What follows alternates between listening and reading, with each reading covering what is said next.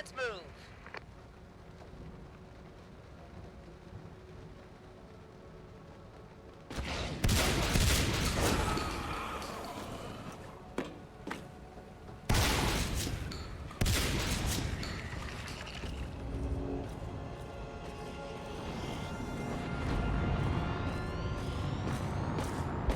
By fire incoming!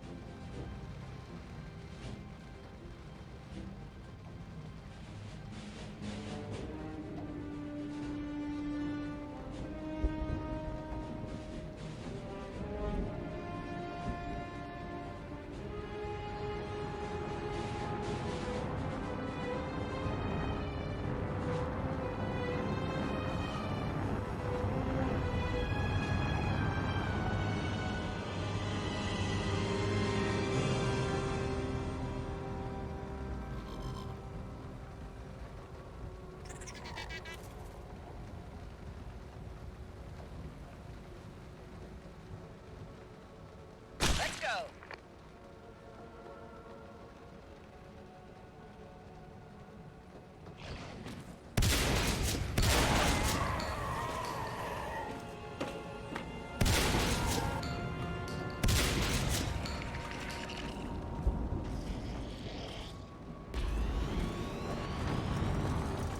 Engaging!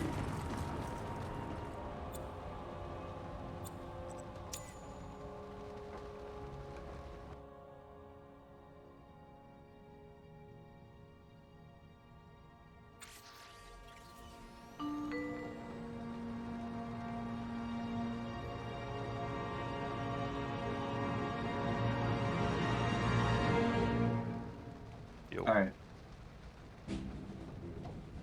Yeah, just posted the password. We had some trouble with the servers. I tried to get it up. It's all working now. Just caused a bit of a delay.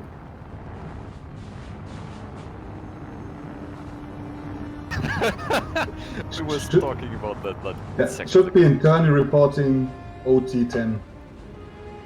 OTTEN.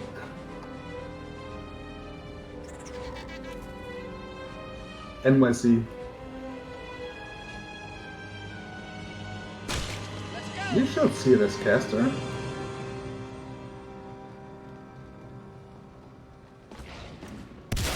It's one of two messages. Yes. I can see it, so you should be able to see it.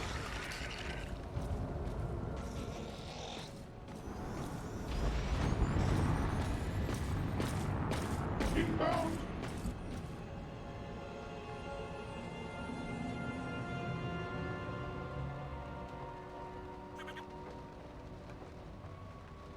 So you do not want to co-cast.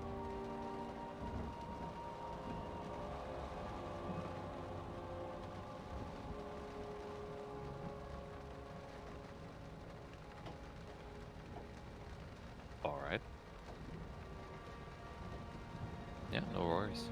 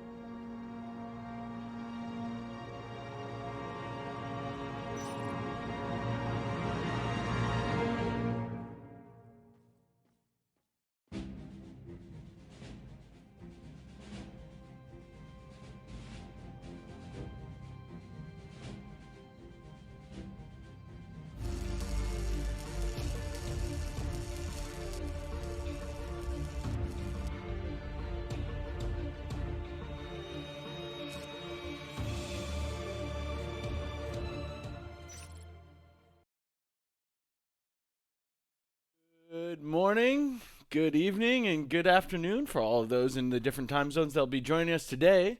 We're about to start with the NSL Open Tournament number 10. In just a few moments, we still have a few of the team members joining up. The first match today will be Fades versus Shades, and We Surrender. There's been a little bit of a roster shake-up on both of these teams. This tournament where is a little bit more modest in the number of teams we have participating. So a couple team members from some of the other teams have now joined these teams. Today we have 3 teams to play competitive NS2 with, and what we're going to start with is a best of 3 round robin. So all teams will be playing each other, and the first of the set will, as I just said, be We Surrender versus Phase with Shades, and it should be pretty interesting. We've got interesting mix of players on both teams, and they are just joining the server now. The first round we will be playing is on our Dust 2. That's right, we're playing Veil to start the day off. This map can either be very short or often leads to long holdouts between teams. This is a map where a lot of res can be held by the Marines versus the alien teams on a slightly more modest economy, and the teams can both be competitive long into the late game. So we expect to see rounds in the 20 minutes or even longer. Veil has a kind of its classic NS1 setup, does provide for some interesting opportunities to slip by Marines and get into their base, but unless that happens, these rounds tend to last quite some time. And we all know how this map works. Not a huge point in going over it, but since I typically do talk a little bit about the map, we can still do that, even though, of course, we're all very familiar. Right now, let's talk about how the meta evolves. I think it's fairly stable at the moment. Things move around a little bit, but right now the 2 most viable strategies, the safest and the most popular, being a sub start for the alien team, and then quickly having your Gorge player block this very important hallway here in system waypointing. And then sisting with drifters into both cargo and nano. And this allows you to cap up to 4, skipping your early upgrades, but having 4 RTs and relatively safe. That is probably the most standard play you can do as an alien commander right now. And the alien commander has a little bit more of an opportunity to shape the early meta of the round, since they have the opportunity to choose the hive that they start at. The other most viable strategy for alien is starting here in pipeline and quickly trying to cap to 5 RTs. And this is possible if you establish the Gorge Tunnel quickly in nano. You can sist instead into C12 and cargo, giving you 5 RTs. And you do have enough resources to do this if you pair it with the Gorge, dropping the tunnel. But this is a much more risky strategy. C12 becomes a pretty open space to come in and poke and do damage. There's a lot of good places for aliens to hide, but it's an open room, and it's hard to defend.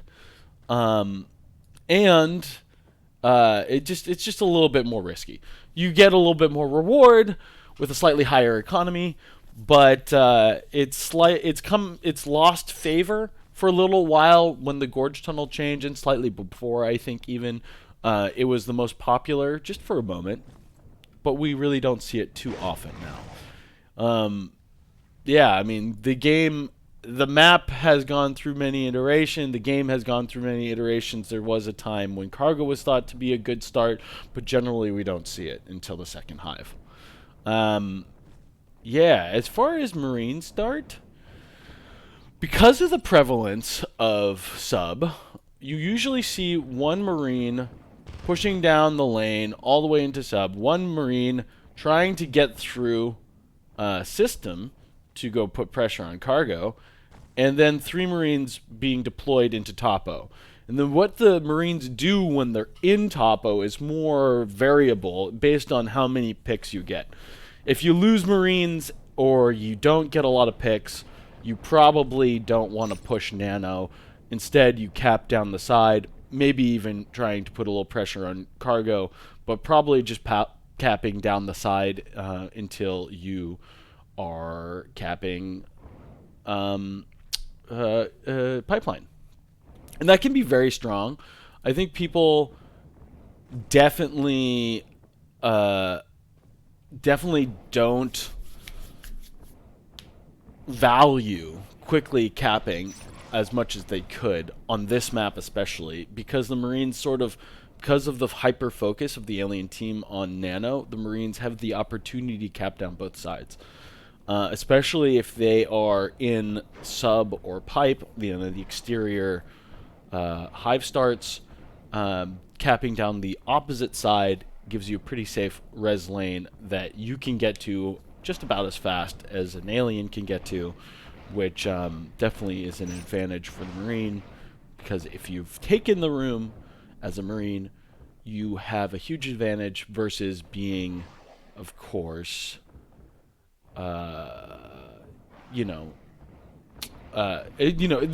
way the asymmetry of the two sides works is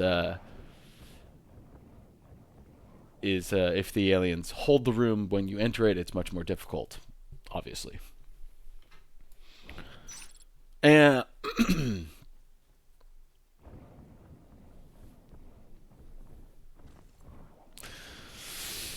oh boy. Yeah, I see a few people in chat commenting on my lovely room. I did move recently. It's a long story, but it's a major upgrade in some ways. Yeah, now we're just waiting for a few more people to shuffle into this here game. It always takes a few moments to get people organized, and I think there's less pressure on individuals sort of when it feels a little bit more informal. We do one open every month, so I think sometimes people can kind of be, oh, it's just a tournament, whatever. But hopefully we'll get started pretty soon here. There are rules regulating how often you're allowed to, like, how long you can delay the game, and hopefully we won't run into any of those rules. Of course, we only have 3 teams participating today. Any disqualification based on being late to the match would be a huge bummer for all of us in the viewing audience, but we should be getting on pretty shortly here. I guess we are...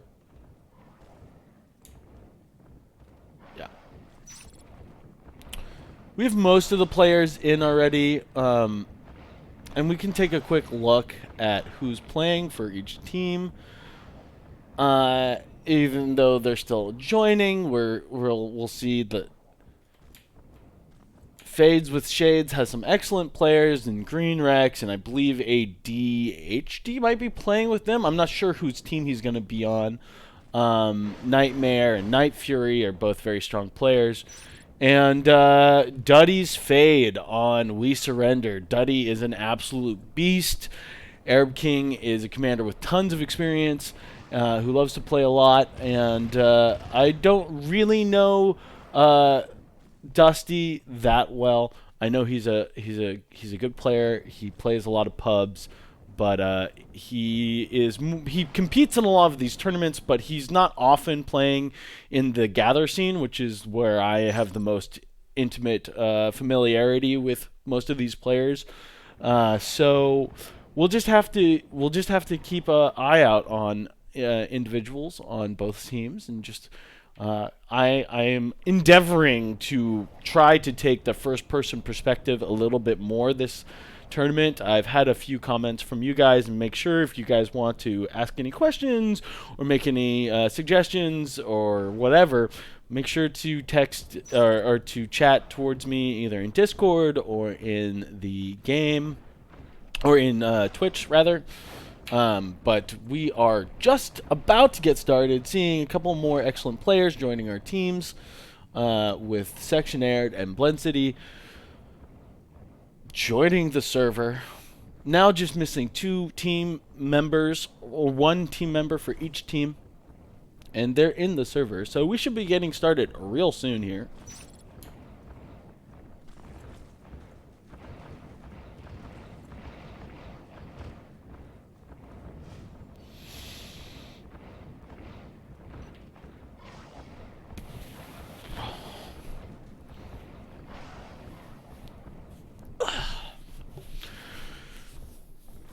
Good morning to all you Cali folk. I know it's not terribly early, but for the weekend, gotta shake off all that restlessness that your body has in the morning.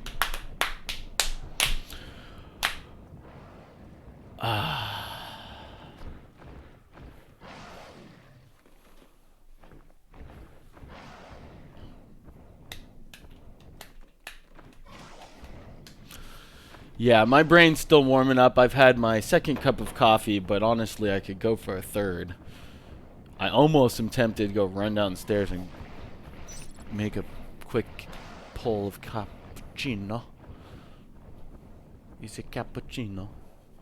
I'm a fancy dude right now. I got a cappuccino machine downstairs. Got this big old bed, as you guys were talking about in chat. But enough about me. What about this awesome game we play? Yeah, so yeah, it's important to stay engaged with the community and try to support it as best we can. You know, it's the beauty of having a small community like we do is that we know each other's business. The difficulty of having a small community like we do is we rely so much on the good behavior of all the community members. I don't want to bring up any drama, but we were hopefully having more teams today, and that didn't happen.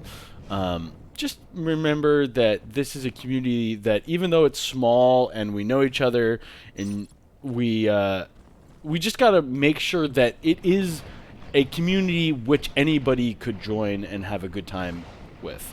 That's all I'll say on the matter. I think it's important to kind of create. There's a million places you can go and talk and hang out and joke around, but on the official channels for both ENSL and UWE, it's important that we have some kind of level of communication which is open for whoever. It's both community members, past, present, and future. It's a smart thing to do, and generally. And in the litigating what little drama we had recently is not really what I'm here to do. Just a general idea that I'm presenting. I do not really have strong feelings about people and what they said. So I just wanted to say that as we're getting ready for this. One of the things we're doing, I think I've said this in the past, is not just practicing to play a game. There's a whole lot of things that come along with it. I mean, like, there are so many people who point to their, like, middle school football coach and said, this is the guy who taught me how to behave in this way, or gave me respect, or taught me how to practice and get my head in the game. And I think there's a lot to be said about why we play games from, like, an evolutionary standpoint, like why we attracted to the idea of playing a game. And I think there's so many things that we learn how to do that makes games compelling, whether or not we're doing that when we're learning a computer game or this computer game or a physical sport or whatever. That's not what we're interested in. We're just interested in the idea of why play is so fascinating to so many of us. And I think we get to practice aspects of our lives by competing, by making a microcosm where there are winners and losers, but the rules around the whole thing are contained like a little. It's like you're running a simulation in which you can experiment and learn how to learn. And I think having a sufficiently interesting and complicated game definitely makes what you get from learning how to play at a high level more impactful. But one of the things we're also learning is how to create an open and exciting, welcoming community. And that definitely comes from both directions, both from the admin team and from the community. So we're learning. It's just a general reminder that we want to have an open, welcoming space. And we generally do. We generally do.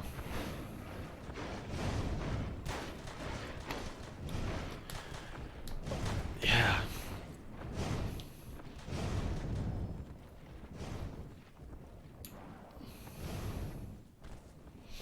Just waiting on one more player now. We surrender. Trying to figure out who they're playing with.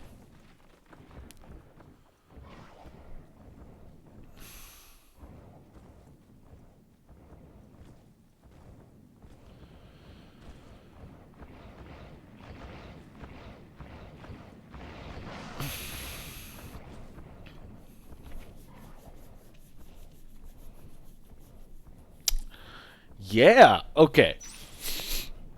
Refocus on what's going on. Let's make sure you guys don't get any flip the channel, so to speak. Yeah.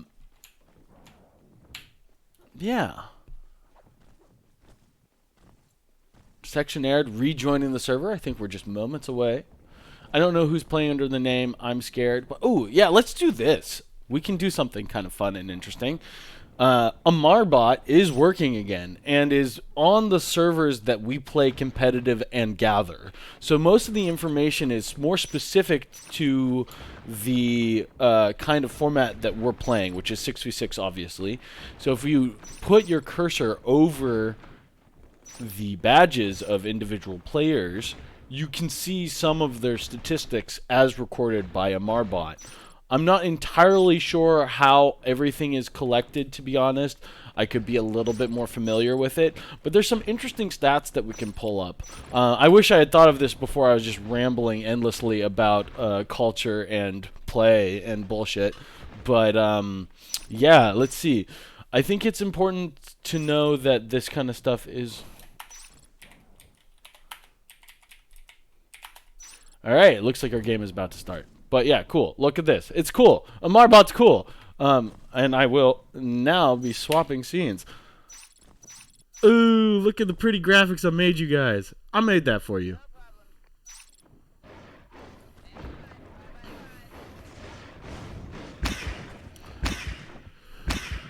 Alright.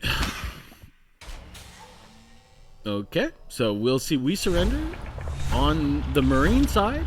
And Phase with Shades on the alien side. Drifter being built.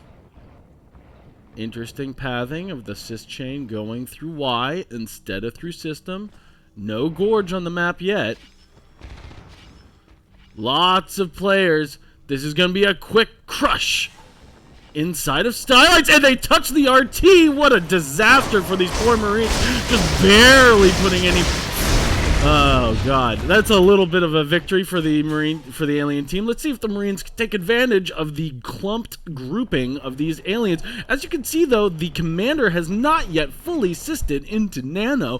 That's a little bit of a mistake. Blend in a good position. Oh, but gets caught from the Marine sneaking through the vent in Topo. This is a perilous moment.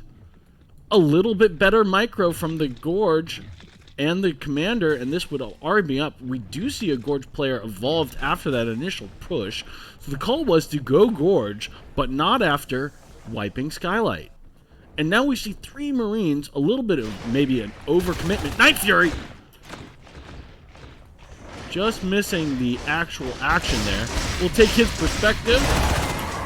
And Brady Sucks does kill Night Fury. I'm not sure exactly who Brady Sucks is at the moment. Arab Cream trying to put on a little pressure. Oh, but is caught in his reload animation. Oh, That's a laser beam right there, whoever's playing under that name. Dusty pushing the Skulk out of the vent. And the alien commander trying to establish his sys chain all the way into pipeline. Marine res lane is going to be in C12. They're going to be focusing on that side. And as you can see, you do have 2 Marines already capping this. Oh, aliens coming through the hallway, making enough noise to be heard. Oh, Gorge is being aggressive. Smart play by this Gorge player. Oof, ouch. Nice. ADHD clutching that engagement. That was really close. The alien who ran up the side of the wall here, I'm not sure if I like that. I mean, you definitely want to bait bullets as an alien player. It's one of the things you need to focus on as you have more than one life form entering a room. One of the smartest things you can do is try to soak bullets from the Marines. So he's stuck on a reload animation. Another excellent engagement by ADHD and the Scourge player. But having the Marine in his reload animation is a pretty secure way of, or a confident way of, I'm missing the word I'm looking for, but it is a good way of securing an engagement. So what you can often do is have an alien player run into the room, soak a bunch of bullets, but not actually go for the engage, just dance around in a circle, trying to take aggro, while a second player does the actual damage. And a lot of Marine res nodes have already gone down. Skylights went down once, C12 went down, and I believe they had already started building pipelines. So that's 3 RTs already lost for this Marine team, and aliens on a commanding 5 RT to 4 RT lead. That's not an insurmountable res gain from this alien team, but on Veil, it feels very commanding for the alien team to be on anything above 4 RTs. Anything, 4 or above is pretty strong. Blend going in, taking his perspective as he munches down on Duddy. Duddy not actually connecting too much there. Duddy is a really strong player, but he was sufficiently ambushed. And I think right now we probably have a little bit of stress on the Marine comms. It's gonna be tough to come back from this game. They're definitely still in it. There's no doubt about it. But there's been so much economic damage towards the Marines. They're only just now going on Weapons 1. Oh, the Lurks are playing together, boys. Alright, scowl me. Of course, this is what happens when I try to take the Marine perspective or the player perspective more often. We oftentimes get we miss some of the action. It's a little bit of a trade-off. Brady sucks. Gonna not quite clutch that kill. That's annoying for a player trying to put on pressure, just not knowing exactly where the ambush might come from. That Skulk isn't going to be a huge threat. Obviously, 1 or 2 more bullets would have killed him. But it's so much easier to take a room when you know that lifeform has been killed. And I do play with view models hidden. Maybe we'll try to switch things. Oh, Lurk going down. Finally, a nice win for this Marine team. Another Lurk in the room, though. He's alone. He needs to be careful. Some economic damage finally coming out. But the aliens are on 7 RTs on Veil. Good lord. ADHD on Fade. That's not a position we see him get to play too often. Usually forced to play on Lurk. But now he gets to show off. Is AD gonna blow them out of this water with this Fade play? That's, it's a lot of what you need to do. Run in the room, soak a little damage, run out of the room, play around the life forms that you have with you. Peerless still on this Gorge, being very effective into this mid to late game. Yeah, and it's only 6 minutes into the round? Good lord. These aliens just in a commanding lead with Metabolize getting started and 6 RTs still capped. This is going to be a hard fight for this Marine team. Let's see what they can do. Come up with a plan to come back in this game. This Topo gate, it doesn't look like it's that far away from Marine start. And I think sometimes people scratch their head when they, excuse me, when they see it. But it's a really strong position to launch a little bit of aggression from. Oh, excuse me. I'm like hiccuping, sort of. Too much coffee. Duddy goes down to try to put a little pressure on. And the aliens and the Marines are trying to push in. AD knows that this is a Marine on his own. If he doesn't know it for sure, he's probably guessed it. Interesting scan from the Marine commander. Doesn't have a lot of res to play with. Each scan is 3 resources, so he needs to be careful on how to utilize his limited economy. Ooh, boy. Dusty taking a direct fight with a fade and a lurk.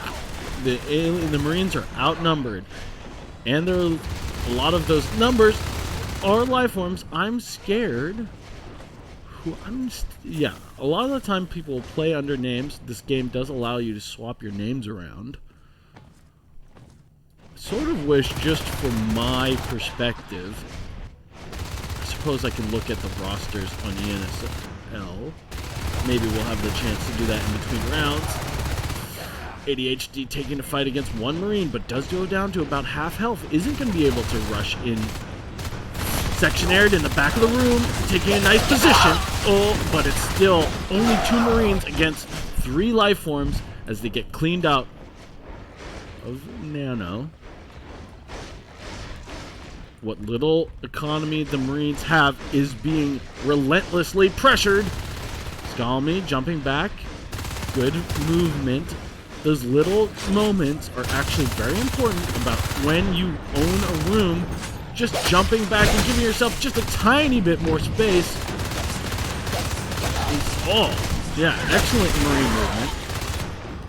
But it's just an uphill battle. Every engagement is going to be really hard as Weapons 2 is only just now being started. And another Marine dead. Alright, can this Marine player hold on to C12? Obviously not, as it's been killed already. I think with only 2 RTs on the map, it's only a few moments before this Marine team scratches their head and says, maybe we need to save some energy for our coming matches. This is looking increasingly one-sided, this fight. But, you know, honor is on the line, guts and glory. So these Marines have not said we surrender yet. I guess that's their team name, bro. Ooh. 4 Marines now taking the room. Will this be enough to finally remove the alien menace from Nano? Oh, 1 Lurk does go down, sectionared with a laser beam on his hip. But good movement from the alien team, and you can just feel it when the fight just turns on the Marines. Just like one Marine goes down, another Marine takes some chip damage, 3 or 4 life forms enter the room, and you know just moments away from being pressured out of that space. The only time in that situation that you can see a little bit of hope, a little bit of chance for the Marines is if during that you see a lifeform kill, which isn't impossible even on Weapons 2. And a 3rd hive has been built. Aliens going back up to 7 RTs versus the Marines 2. A valiant effort from We Surrender, but how much longer can they stay in this match? Shotguns are out. And this is the moment. Can we take a fade? Can we take 2 fades? If you can kill 2 fades in this push and maybe hold on to Nanogrid, this game is within your reach. What a momentous switch in who's favored it would be. if they're able to clutch this engagement, removing the cysts from the room, they're going to lose the gate behind this, as we see an Onos crushing the topographical gate. There's a mad dash to get the power up in this room, as they need to establish a second phase gate. Do they even have the T-Res to do it, though? One T-Res away somewhere, though. Something was dropped. Maybe just a bunch of med packs.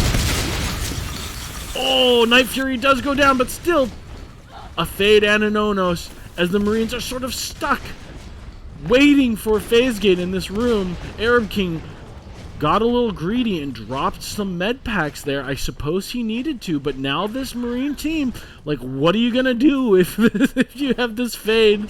Maybe a Skulk, just one Fade and one Skulk could go in there and kill the Marine base. Arab King gets out of the chair. Not a great idea. Oh boy. And the Onos is in the room. Peerless taking a ton of damage, but he's sticking the fight. Now eventually does run out of the room. I almost wish he would, no, there was too many Marines respawning. It was the right idea to get out there when he did. Keeping a hold of that Onos is actually not easy. Blend was camping a gun. 2 guns down in the base. Arab King, Sclammy! 40 T-Res, or P-Res. Sclammy does eventually catch it. Command station under attack. Alright, though. 1 Fade went down. What did we say the win condition for these Marines was? Maybe 2 Fade. Ooh! Dusty putting a nice meat shot into that Fade player. And the Lurk is pushed out as well. Dusty, only person on the gate, though. But they are respecting his shotgun. Topo is now an alien. Control. Yeah, the shift hive has been established, so we do see the alien commander shifting out resource towers. Ooh, all the Marines are gonna have to be here in this fight. Let's take a Marine perspective as he gets chopped down from behind. Oh, this fight is gonna be tough. These Marines, though, shotguns already. Oh boy, though, now nobody in the room. The Onos is finally taking the gate. He's going to park his big body in front of the gate. The Marines are not going to be able to jump out with the Fade, pinching them on the back. This is a classic grinder, but the Onos is pushed out before the gate has been killed. Sectionaire desperately trying to create the space for the next Marine who jumps out through the gate. But there's only 1 IP in base, and so the Marines are just barely trickling onto the field. This is gonna be GG as we see 7 res towers up for the aliens at the end of that round. It's about as dominant a res lead as you can imagine on Vale. A tough game for this Marine team. There's still some pretty good accuracies on this Marine team. Duddy showing that he can shoot. Such a strong player. We'd love to see him have a little bit more. Be a what is it called? What does everybody say? Not utilized. What do you do to make Knifey good? You enable him. Yeah, it would be really cool to see just like Duddy pop off a little bit more. He's a great player. And so they're a great player. All these players are great players. Everybody is a great player. As long as they play NS2 6v6, good lord, what game could be better? But yeah, shotguns researched only at 11 minutes. And Onos charge came up right about when Onos did. So shotguns and Onos's came out at about the same. Oni? Onosis? Onosis? I think it's Oni, right? We decided that a long time ago, I'm sure. But yeah, charge started at the same time. Shotguns, not great. Look at this just disgusting res graph. Most of the round, aliens were on. You know, they didn't lose an RT until about 6 minutes in. That is not exactly how you want Vale to go for your Marine team. This is a map where Aliens can survive into the late game even with lower economy. And so when the economy is good, it's just very difficult. And there is a pretty big gap in, according to Hive Skill, between the two teams. There are a bunch of players for both teams who don't normally play for those teams, at least not at the moment. In the current iterations, I believe both these teams are kind of cobbled together from people who play regularly with one another and with people who have been orphaned by the team that they used to be on. So, but you do see, I mean, like, there's some great players. I mean, there's great players on both teams. I keep on saying there are some great players, or like they're few and far between, but each and every one of these players is a strong competitive player. I think one of the things you want to remember about NS2 is our community is very small, but because of how specialized our game is, how unique it is, how obvious it is in it being interesting, I think you see a pretty significant portion of the players, especially the players who play competitive, you know, they would be good in whatever community they were part of. You know, if you saw, you know, you see these guys go play Tarkov, you would just see them popping off. You would see these guys playing CSGO, they, at least mechanically, would be good. We have a pretty advanced player base in terms of intellectual prowess, at least when it comes to video games, and you know, just mechanical ability.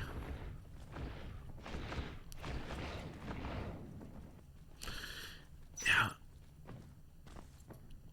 Okay, so we do have Bless Me coming in. I'm not exactly sure. I think he's playing for Fades with Shades. I don't know who I'm scared was actually, because he was a merc and playing under a pseudonym.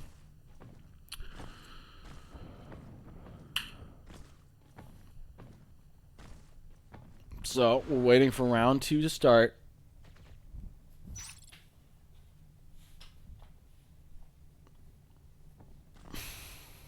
Let's see if We Surrender can come up with a pocket strat. It was interesting to see the 4 alien gambit in Skylights. I mean, there's a chance you have one of those Marines looking down the hallway in Skylights. You had both Marines in this room. If one of them's like right here, you know, what Golden typically does is he just runs over to here. I've even seen him run straight down here, get on pier, bounce into this vent. They didn't rush in there. They kind of stacked up, some in the vent, some out here. There were 4 skulks, but you know, if this Marine, one of the 2s that were in this room, were instead at this doorway, the 2 skulks here, because they're kind of creeping along in this long hallway, get lasered. Now there's only 2 skulks in this vent. What happens? They're going to slowly kind of plarp out of this vent. This vent, the thing about a vent is you can't be jumping around in there. You can't build up any speed, so they kind of like just flop out. You know, that play, which seemed so powerful, 4 aliens packing together with slightly different positioning. And of course it helps having 2020. If you can expect that sort of thing, you can respond to it so much easier. So now I think it's incumbent on the rest of the community to just be aware that that's a viable option. I've seen it come out of alien teams a lot, where you have a crush on one side before the aliens sort of completely reset at the beginning of the round. And it's a smart play, but it's a risky one. I want to see it punished by a Marine with a laser beam. It only takes one Marine in the right position with competent aim to really make that play look so dumb. But, you know, it was good. It was well thought out. It was interesting to see Peerless go Gorge right after that. For a second, it looked like they weren't going to have a Gorge. The only thing I think that could have been done a little bit better is the alien commander could have sisted into Nano a little quicker. Getting that tunnel up a little bit faster would make that even safer. Here we have the game starting, so I'll switch my perspectives. Whew. Look at that cool graphic, man. Who made that? I made that. I made that for you guys.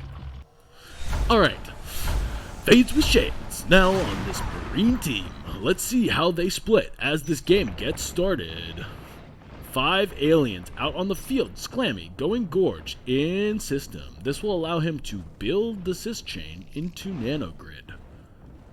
Or just quickly drop the block. AD pushing. You see how fast you can get a dude here?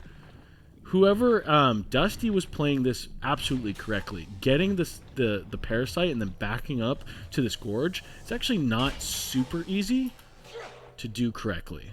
3 Marines. Green Rex takes a bite. Oh, it doesn't go down, but bless me, kills Green Rex. Little friendly fire. It's pretty unfortunate. The Marine pressure on that side very slow now. We do see the alien commander playing a little bit more standard with this double drifter play, allowing him to establish his res very quickly.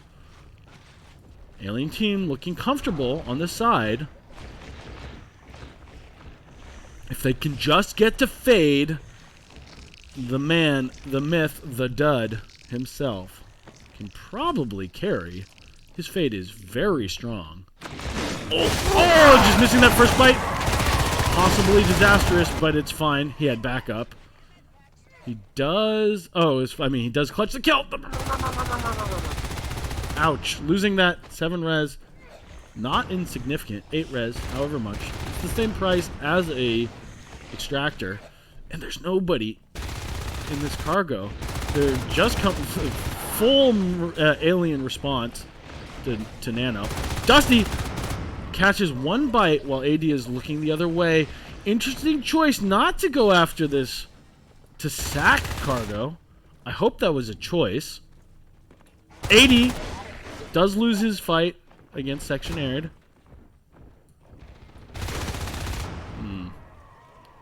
I was talking Duddy up quite a bit. Oh no. Arab King, no! Arab King, no! You must know that you lost an RT in...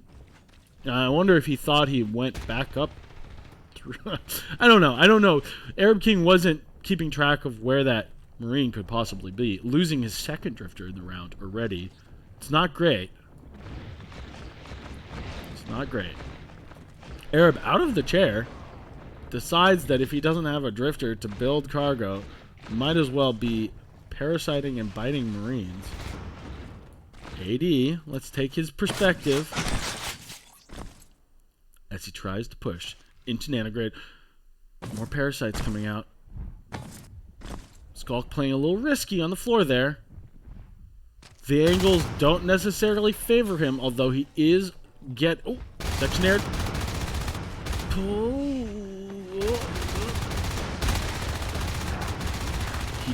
He does go in for the engage there. Green Rex is going to be taken out. The lurks are low, though. Yeah, you see Brady was trying to soak bullets while Section Aired was doing the damage. That is correct. But you can see the res graph is basically mirror opposite round 1. Could you lose this drifter again? Oh, you better be careful, little drifter. Alright. Lots of action in this match. These 2 lurks are going to carry this team late into this game. These lurk players are smart lurk players. Nightmare doing only the littlest bit of chip damage, hardly making any connection at all. They are going to be able to finally establish this res node in cargo. Lurks briefly retreating in order to make their upgrades, get their upgrades. Peerless was able to drag a lot of aliens for quite some time. He didn't die immediately there. The fact that both Lurks and 2 Skulks were sort of chomping on him there allowed that Marine to walk into Nano Grid, and it allowed for the space for ADHD to go put pressure on Cargo again. He's at least going to cut the Sys chain. Oh boy, Green Rex! Oh, I'm sorry I didn't take his perspective there, but absolutely destroys that Lurk, pulling out his pistol and clutching the engagement just at the last moment. You see a commander ability come out as Clammy runs into this engagement to give it a little bit of a boost. It's actually missing a ton of bites. Oh no, buddy. What's happening? Oh, good lord. ADHD sad he didn't clutch it, but also, you know, how on both sides. I think Sectionaire is equally saying, how did I not kill you earlier? ADHD is like, how did I not win that engagement? Sectionaire is like, how did you get that engagement so late into that fight? Whoa, coming back in, Sectionaire, not always known for being so bold, but does end up killing 2 Marines in that fight. Aliens need to come through. This is so important. There's no cysts into this room. The only thing holding on to this... Oh, then they trickle out. Oh, no. Oh, what are you doing, Arab King?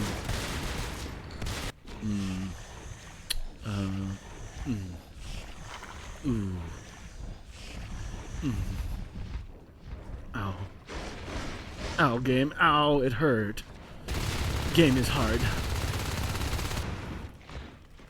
The focus on getting this hive up, the fact that the one Lurk, unfortunately only one, had to heal on the hive, made it so that engagement was just not going to happen. Unfortunately, we saw a little bit of sloppiness out of the Skulk players trying to hold that room.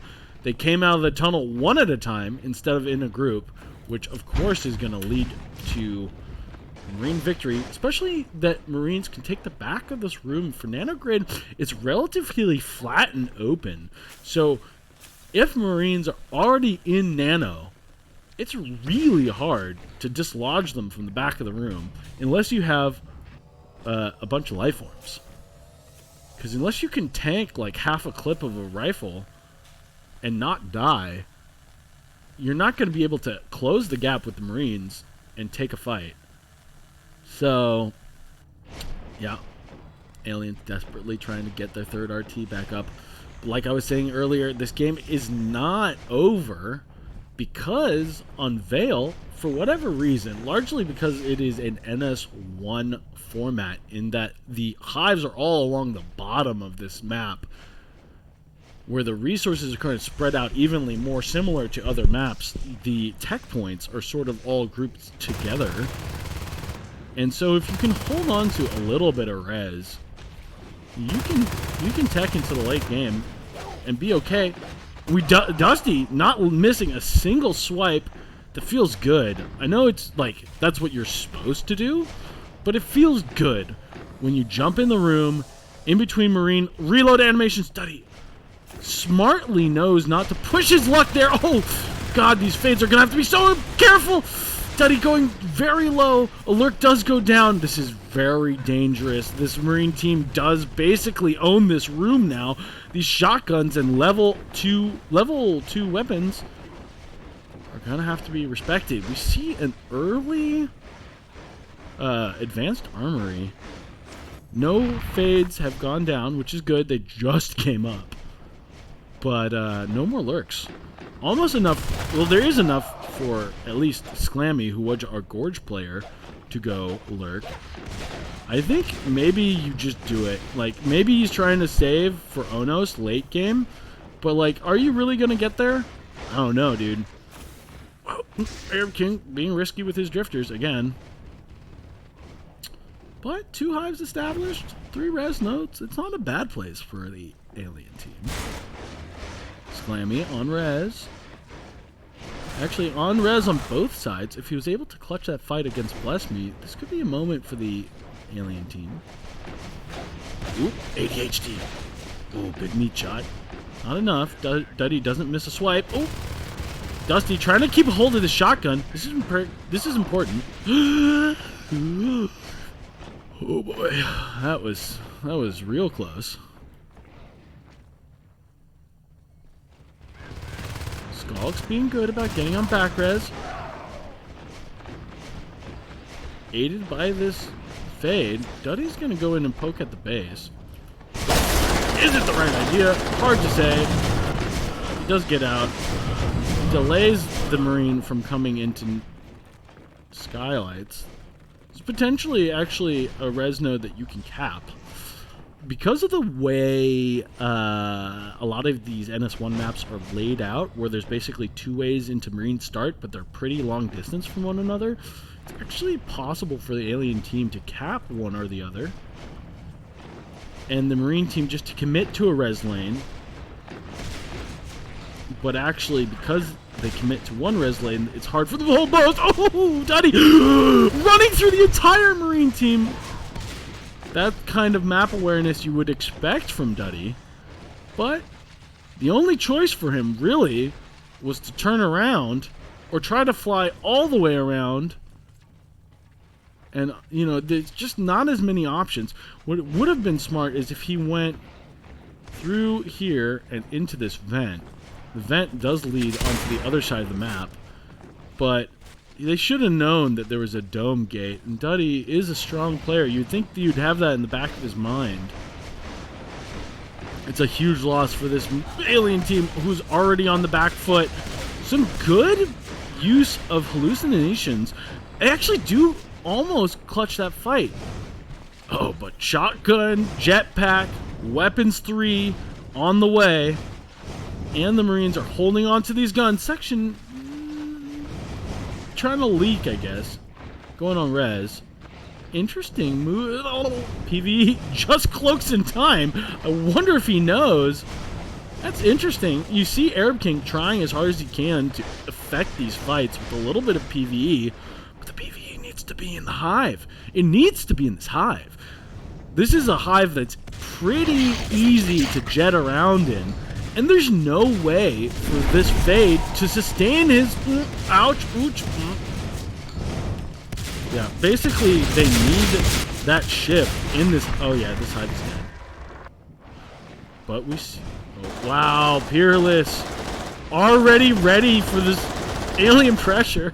Interesting. I'm sure that was called out, but Peerless feeling good right now.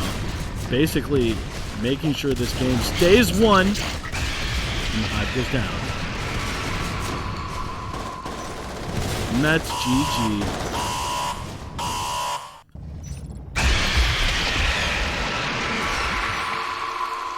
Oh boy. I mean, that was still a great showing from both teams. It was really hard for the We Surrender to get out from behind in both rounds.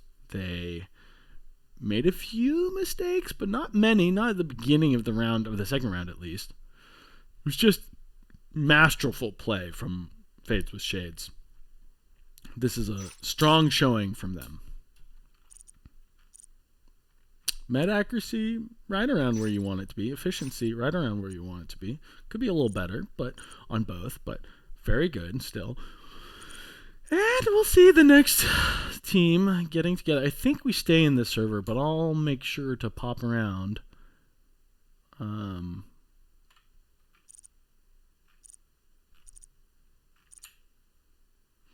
believe Ranger is playing in the tournament. I wonder if we feel like, well, nobody seems bothered by him spectating. He could easily be watching the stream, so I suppose it's not a problem. I did see him join earlier, though. But, you know, it's not really... that's why we have refs and event admins, so I can kind of focus on bringing you guys this hot content. Oh, shit, fuck ass. Oh, excuse me. Excuse my language. I just unplugged my headphones. I have wireless headphones, but they do need a charge, so... pardon my language.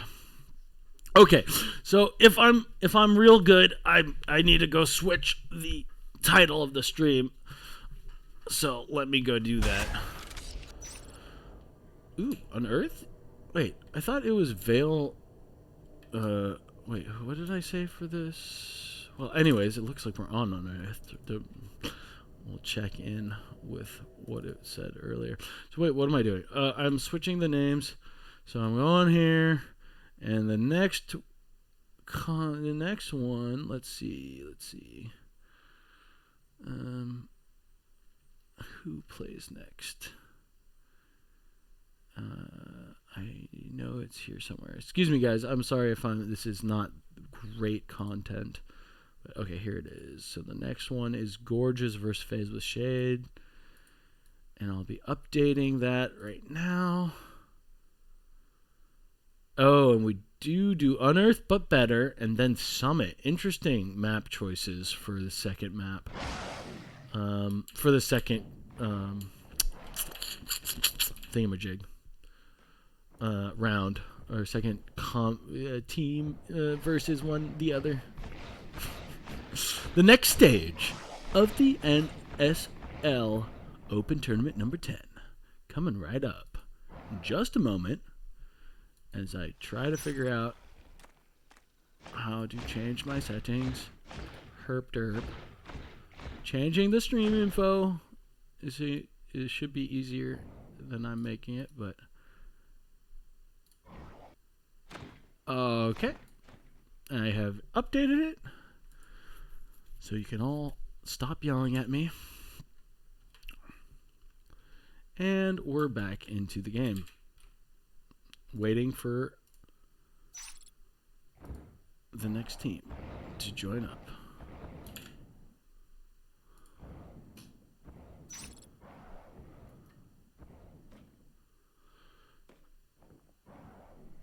Gorge has gone wild. GGG. Gorge has gone wild. Coming up.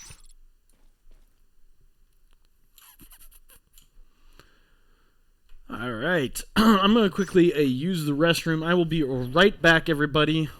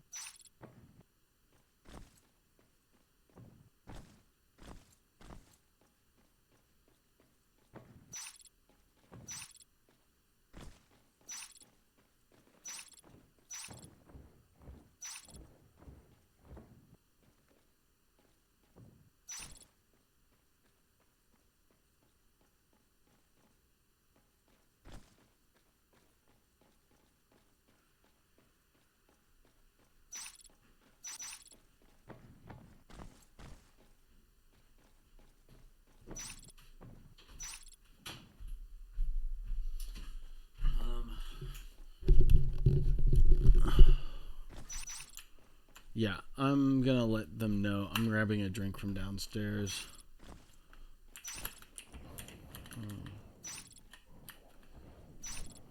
Yeah, I think we have enough time while people come into the server. I will be right back once again. Stick with us, guys. I know it is a little bit... It should just be a moment. There's hardly... most of the people playing in this game are already in the server. And everybody else is aware.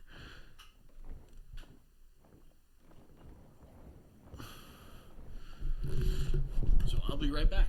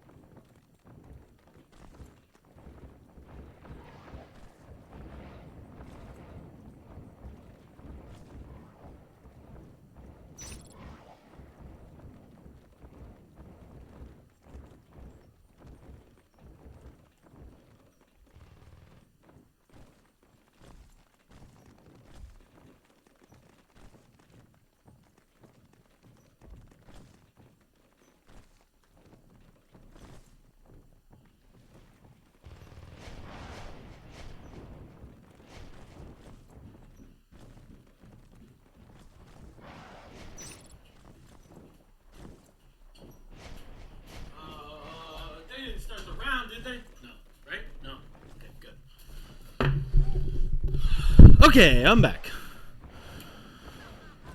Alright, so we're going to see probably a slightly more competitive round this time. Gorgeous Gone Wild has a pretty mixed roster as well. Everybody sort of has some players that were previously on a different team. It's a pretty interesting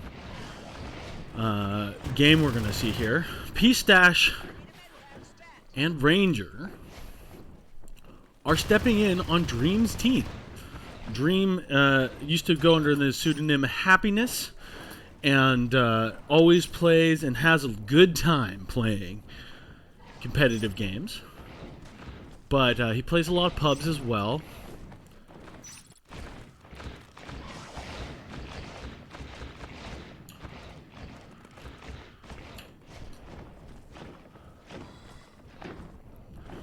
And Pookie is the same way. I don't really know Roger super well, but he shows up for sure.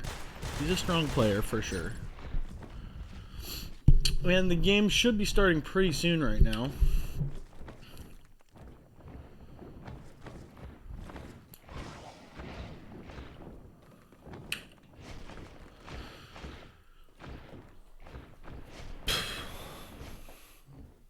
Cheers, y'all. Coffee. It makes my bowels go round. The world go round. That's the reference I was making. I'm not just super weird like that.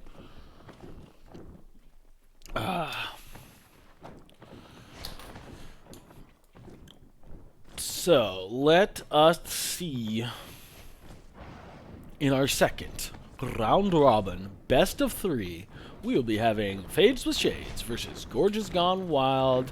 Ranger is going to be playing Calm for Gorgeous Gone Wild, which is going to be pretty interesting. He's got some great players with Doggo and P-Stash and Dream and Pookie and everybody and Roger. Such good players, so cool, so great, love it. And on the other side, Nightmare and his team are going to have a real good showing as well. I mean, Nightmare is actually, I think, stepping in for Wraith, who usually plays Commander for them, or plays on their team, at least. But yeah, it's going to be cool. It's going to be real cool. All right, let's check out some of this Amarbot stuff. Maybe I'll make it full screen so you guys can actually see what I'm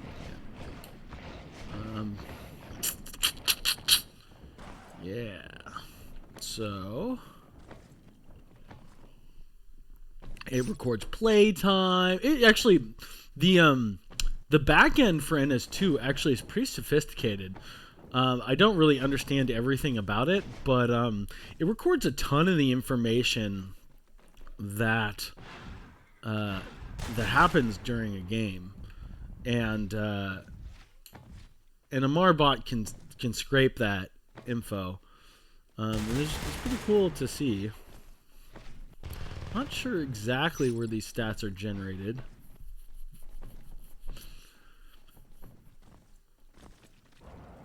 I think Ranger has plenty more hours in the game than that. So it must have something to do with maybe I'm crazy. I believe this stats are generated by a Marbot.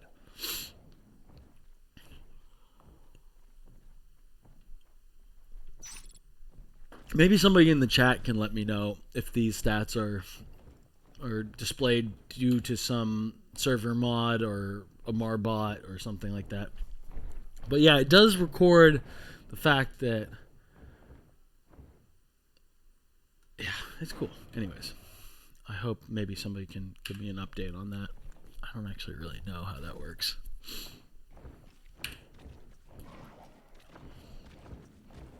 But whatever.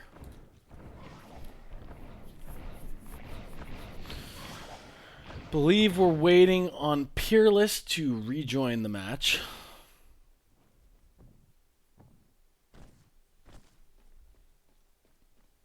And he has. So the game is probably just about to start.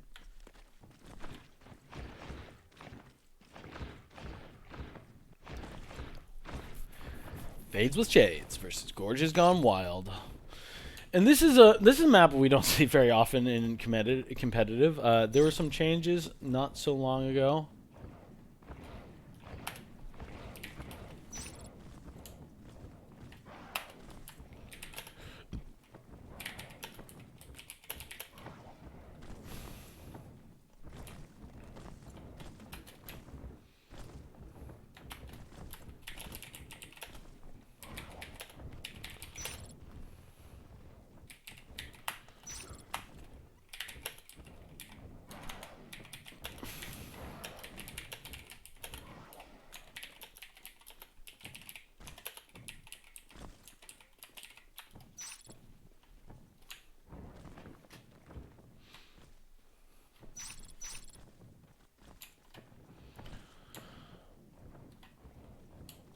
Alright. No big deal. Arab King's just AFK in the ready room.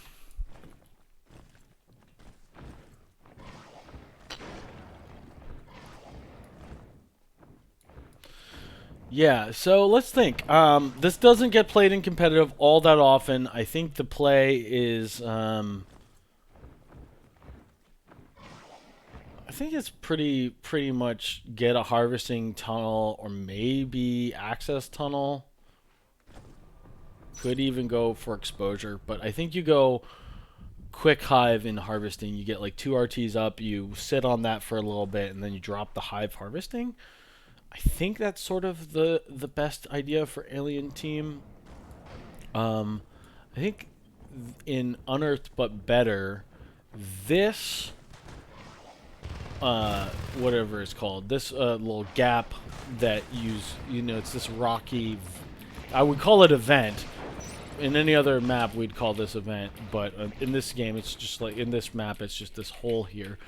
So I believe the big change in Unearthed but Better is that you have to boost into this. You can't just jump up here as a Marine and walk across, and that means that access is a lot more secure. And moving into crevice is a little harder. And the game will be starting here, so we'll see how the strategies play out. But definitely a little weirder. The score was last round. Phase of Shade took the game 2-0 against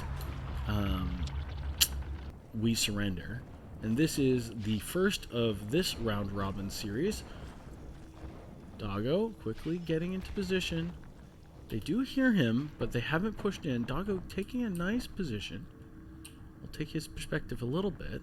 Dream and Roger on the other side of Junction, trying to bait these Marines forward. And there is a fast hive harvesting, so I was sort of right. I thought maybe you go for the RT before you finish the hive.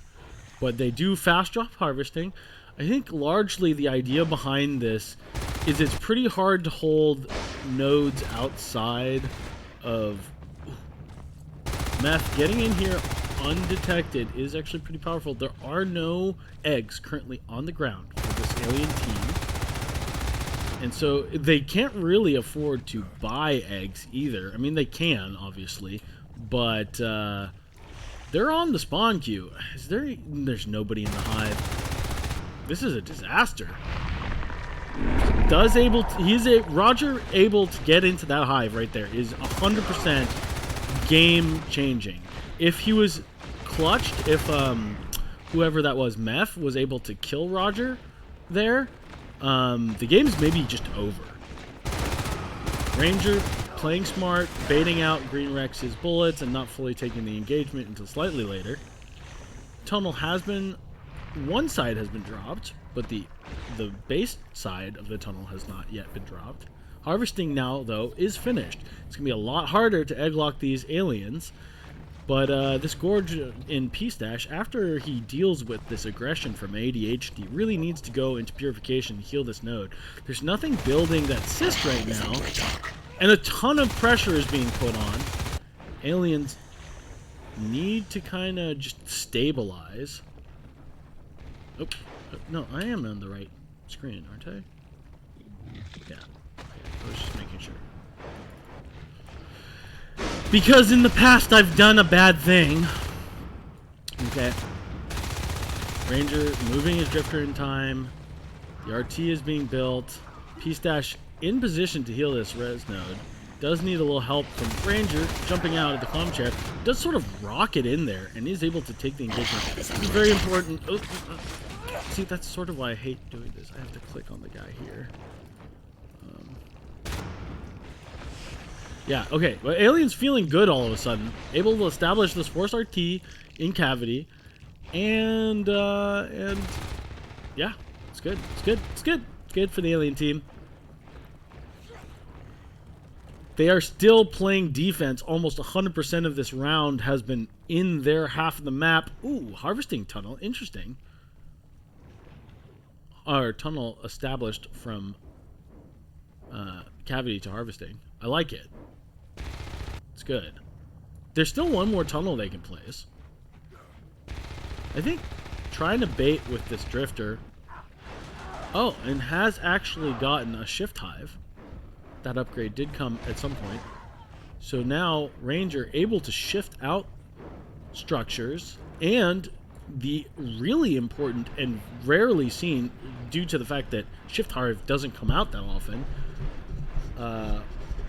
the enzyme. Enzyme's really strong, though. Ooh, can this Gorge get out? 43 HP, hardly able to survive. But ADHD doesn't get pulled forward. I think he maybe expected there to be some kind of ambush around the corner, and he wants to put on pressure. All of a sudden, the Aliens have gone from a defensive posture to a very aggressive one. Peerless able to almost clutch 2 life forms there. But Marine's in a ton of trouble. Green Rex does get parried. Ranger on the field and playing Commander at the same time. Gosh darn. I hate that. I click on it here. Take Green Rex perspective. This is very important that he doesn't die in filtration, but they were able to clear all the life forms. ADHD almost did take purification, but does get cleared. Lurks are now out, which is very important. Armor 2 being rushed. Pretty standard. Night Fury? Let's see from his perspective. It's going to be hard to win this engagement, but does sort of damage that Lurk enough to send him back to the hive. Or not. I lied. Good use of the Commander ability as Enzyme comes out, but he does lose a Drifter. He's going to be a little salty about that, I'm sure. That was not on purpose to park the Drifter there, I don't think. But Marines are taking advantage and capping to 5 res towers and doing some economic pressure. Just empty on the... I guess the Harvester's dead either way. But the Gorge in the room, they're starting to be able to hold on to that. So it's good that they did clutch that before leaving. ADHD on the tunnel and harvesting almost takes it out, but isn't able to do it. I keep on saying harvesting. Of course, that's where it's connected to. Harvesting is the second hive location. It's actually Cavity. So forgive me if I do that a little bit. Meth dancing around some med packs. Nightmare dropping a lot of meds on the ground. But most of them are picked up. And is able to hold on to that RT. That's pretty interesting. Green Rex creeping around. Does hear the Skull jump. Coming through exposure. Green Rex versus Pookie. Pookie able to take the fight.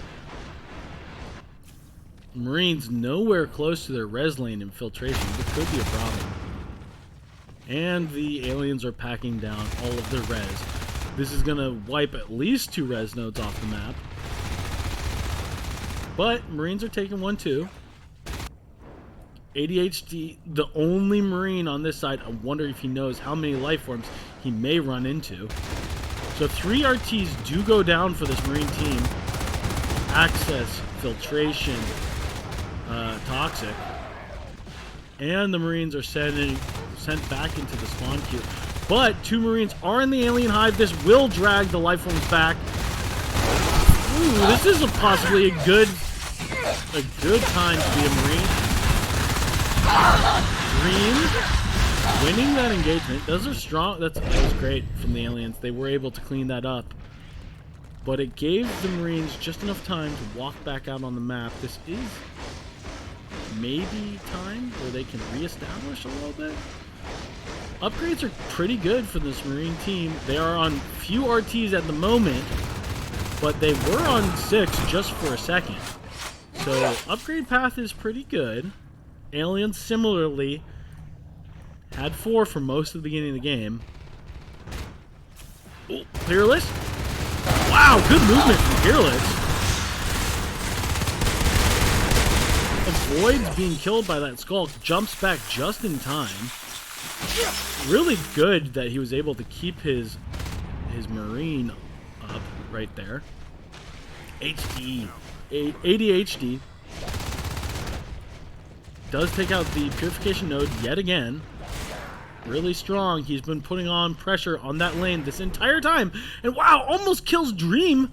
He's stuck. Oh boy. Does barely get out of the room.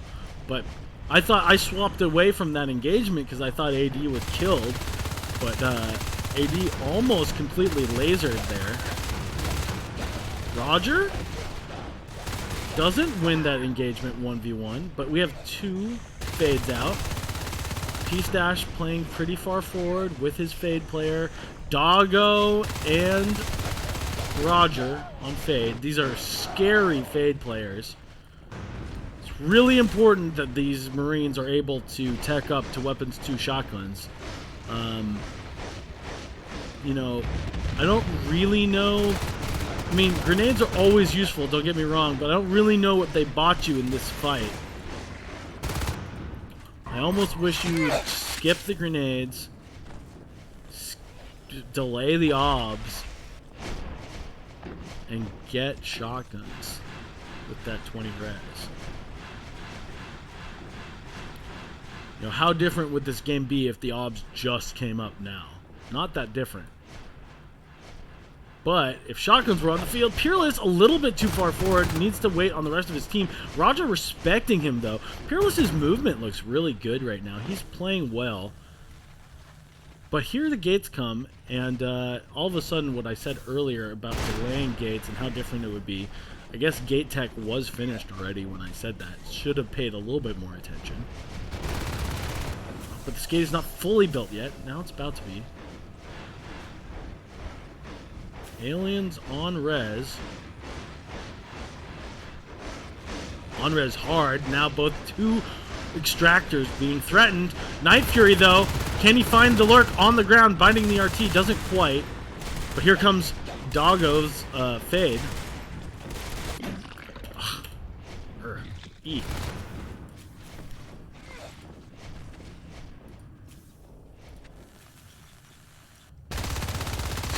Green red perspective. This threatens purification yet again. Ooh, decent damage on that fade. Almost 200 damage.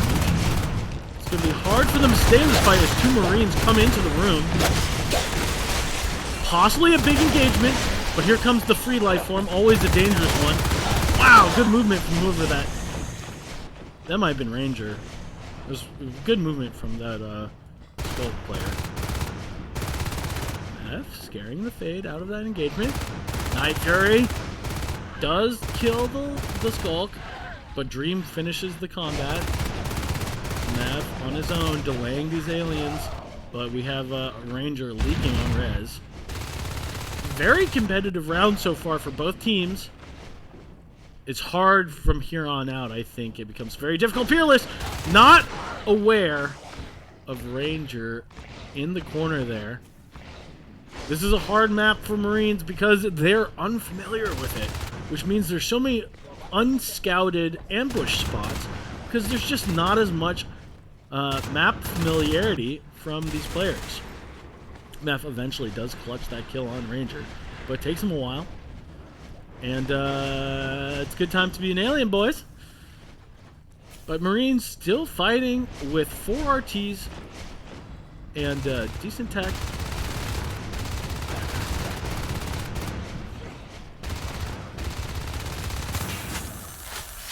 Getting some welds from his battle buddy.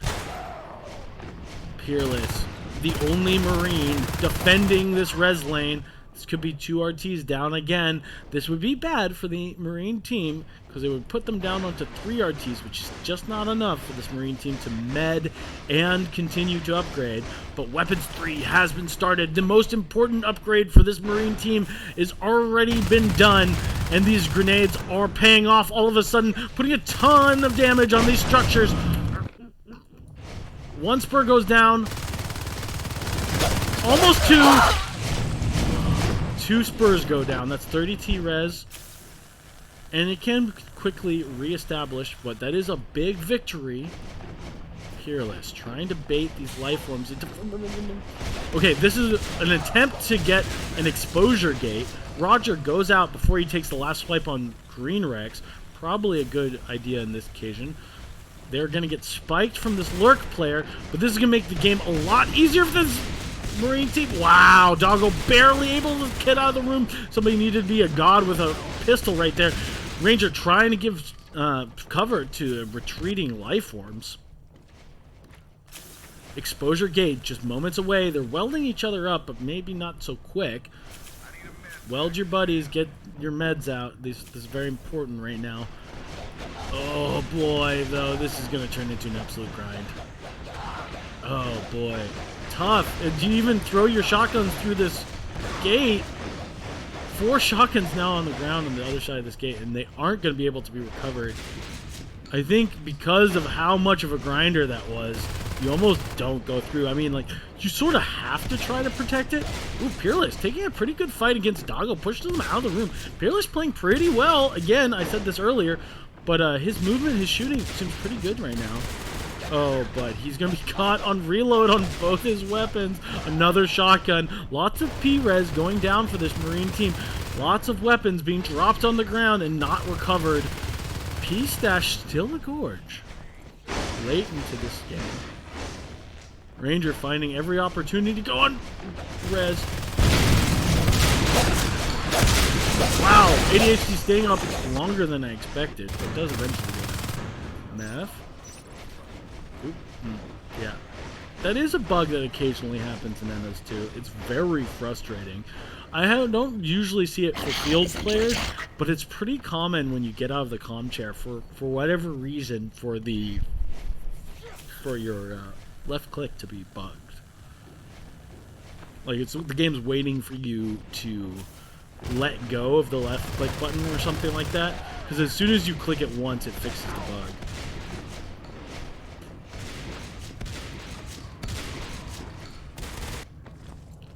Green Rex? Have you ever seen a grenade that impactful? Oh boy! They're quickly responding to it, but one of these upgrades already damaged. Wow. If there's 2 Marines there with grenades, goodbye, like 80 res of upgrades. Nobody's on gates. Oh, cries in Marine. Oh, ADHD though is able to get through. How did he get through that? Okay, so you can get through that. So was it changed that you originally you couldn't, now you can? Anyways, there's some change, I believe, with this event. I'm not entirely sure. ADHD gonna be cleaned up. Math. We'll establish this res node. We'll take a position in the back of the room, trying to hide, get an advantage. Ah, if Meth can, like, get an exposure without them knowing about it. Dream going down low. Night Fury gonna take his perspective as he almost kills that lurk. Meth. Oh, I almost wish he wasn't just shooting this RT. They have the power up already, guy. Why don't you just drop a gate, fella? Oh, big meat shot. Where are the meds? The meds are good. Med pack. Does take out this dude on his own. Night Fury. Not dead yet. Fighting forward, trying to hold on to this RT. Does go down though. And the gets killed by the gorge. Oh, that's funny. Oh my lord. Woo! Marines determined to stay competitive in this round. Armor 3 up, weapons 3 already finished. Armor 3 being upgraded. Ooh, but gate again being sort of open. And the res lane is open. Without the second gate and exposure, this Marine team is pretty stressed.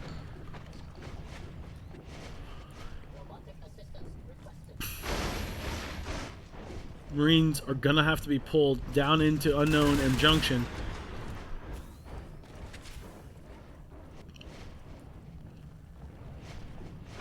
Pookie on res on the other side of the map. God, they really, really, really want a gate and exposure. It's so important to holding the res for this Marine team. That actually is really important right there. The fact that he was sliced and diced by that fade, less important than it may seem. Killing that skulk on the RT right there is very strong, very important, because the skulk kills your structures. The fade hardly does any damage until advanced swipe is finished. Advanced swipe just starting right now. Once armor has been taken off the structure, advanced swipe does do full damage to structures, which is an upgrade to make fade slightly more viable into the late game. Peerless does take the skulk, playing really, really well. Meth. Oh, Meth. If only the eyes in the back of your head, buddy. In up still. Oh, man, that lurk just straight lined him, but didn't get punished for it.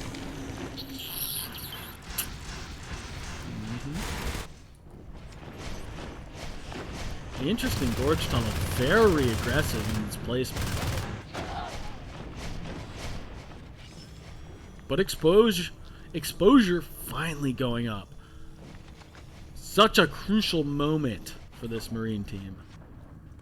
So many moments are in this game. Every little engagement, every little movement, so important to the flow of the game. Interesting, tunnel has been scouted, doing quite a bit to keep it up. Dropping a crag, bone walling, that's already 16 resources spent to try to keep that tunnel up. The alien commander wants it. I guess it's gonna give the level of aggression in briefing and toxic pool. It's gonna make it pretty substantial. Yeah, unfortunately ADHD is in position. Here's this hive. Ranger is gonna be a little frustrated. What? But it was the tunnel. It was a gambit the whole time. He doesn't care if he goes shoot this. Oh boy! I guess he was practically dropped that. Oh, he dropped that just in order so the fact that you couldn't drop a chair there. That was an Onos rush aided by the fact that there was a hive dropped. What a big brain on our boy Ranger. Good lord. 3 Onoi out, just gonna die on that chair. The reason they were so committed to that tunnel was to allow the Onoses to get into that fight. Ouch. Oof. Smart play, strategic play, winning the game from a winning strategy. Not just a mechanical difference in players, but boy, the Marine team, the Fades with Shades, sticking in for a long time and playing real well. No doubt about it. Whoop. Oh. Wait, no. Isn't that what it was? Because it's Gorgeous Gone Wild just won, so yeah. Wow. I said, oh wow.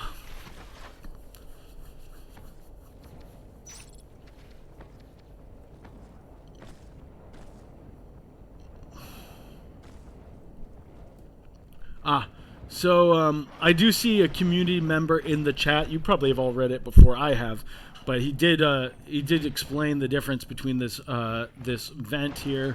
Used to be able to sprint through it. It used to be standing height, and now it's this kind of kinky little hallway where you blocks line of sight as you crawl through it. So that is a big difference. It's not quite a... I mean, like, it's funny how just a little change like that can really change the viability of a map for this alien team.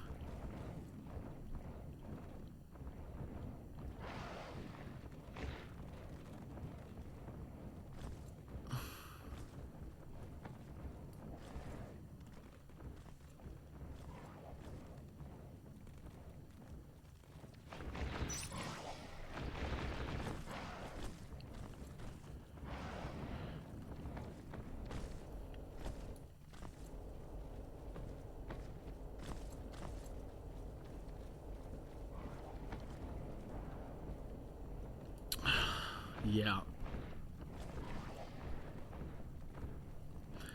Interesting round last round. The Marines stayed competitive very late into that game. The Hive being dropped just to deny that position from the Marine team to be able to drop a command chair. That is a fun thing to see. That is the kind of thing you love to see. Onos rushing the Marine team. Just strong play from a Ranger.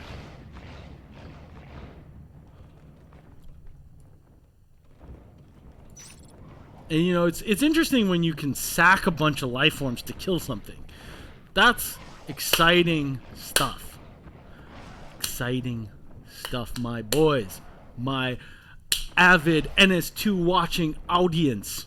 My homies. The people which I play video games with. Let's go. Get hyped. Strats are on the table.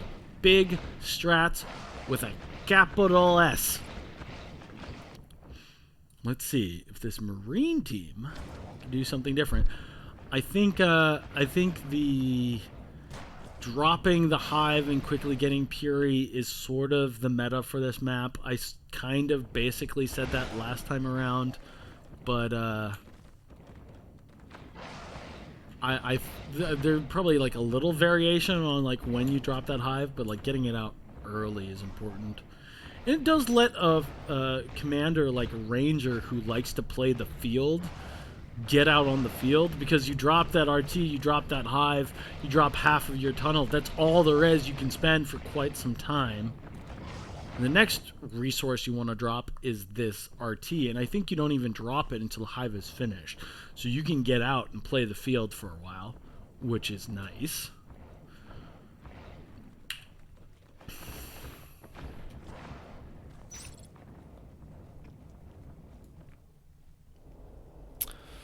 So yeah. I'm interested to see what Nightmare is going to come up with. I don't think he usually plays commander for his team. This is not a map which is played all that often in Gathers, although it looks pretty good right now. Like, it looks pretty fun at the moment. But I hope we see a little bit more of it in Gathers. I mean, people have pretty strong feelings about the maps they like to play in the 6v6 format, and I do respect whatever people think. I think generally the most fun to play are the ones we play the most, like Jambi and Tram. But yeah, Unearthed is looking fun right now. That was a very competitive game all the way through. A couple of times I really thought the aliens were in a bigger, stronger lead than, and like would have wiped the Marines out of the map, but Marines, let's look at tech. Accuracy is pretty high. High side of average. Nobody's shooting low. And pretty decent upgrade path. I mean, pretty quick. Yeah. Interesting game. Interesting game. Lots of upgrades killed.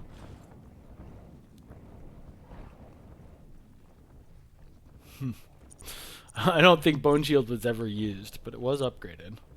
Look at this. Look at this res graph. Like a sawtooth. Absolutely mad. Up and down.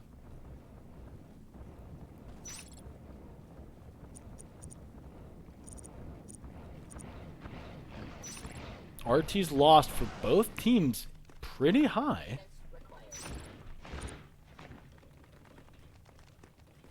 Interesting.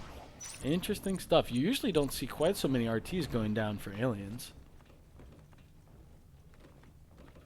But 17 RTs lost for Marines. That's quite a lot. Is that really true? Yeah, I guess so.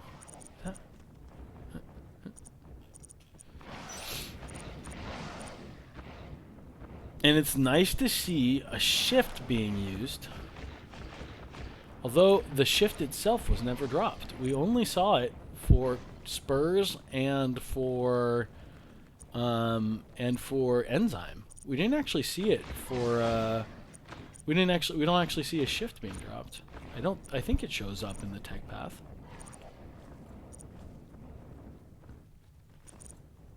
Yeah, Crag is showing up there.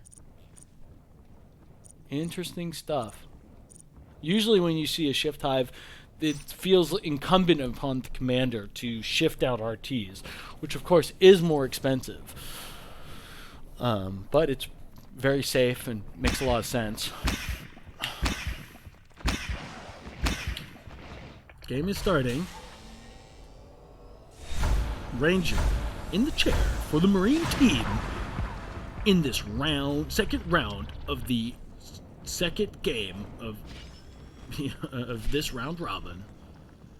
I don't know the exact right phraseology to make that sound less Dumbo. Aliens being smart, not running down hallways when they don't need to, taking the room slowly. Everything is exactly the same, except there's no gorge on this RT, so this is going to be built exclusively by the commander. I think getting that RT up quickly is actually really important, because you're going to be on 2 RTs for so long that just getting it up quickly is important. Meth trying to bait out Marines. Bless me going in. Pecan only 1 parasite away from dying, but Greenrex doesn't get it. It's only until Dream shoots. That's funny. Dream, my buddy. The happiest player in the game. Night Fury. Pretty hard to see up here in the rafters. They don't know where he is. Still threatening this RT then.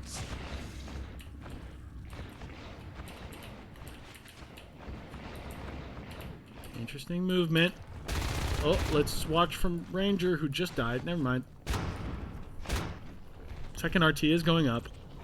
Hive is almost finished. 3 RTs, 2 hives established for the alien team. Basically the same strategy. We'll see if they go for Crags instead, though. Some deviation would be interesting from the last round, although Purification already being pressured quite a bit. Now Nightmare and Peerless. Peerless on Gorge. Peerless pressing forward. Let's take his perspective. Gorges with slightly faster spits. That was an update relatively recently to give a tiny bit more HP to the Gorge and a little bit faster spits, making the Gorge actually quite a bit more aggressive of a life form. Instead of Cavity being built, we do have Access being built this game. And Alien going up to 4 RTs against the Marines 4.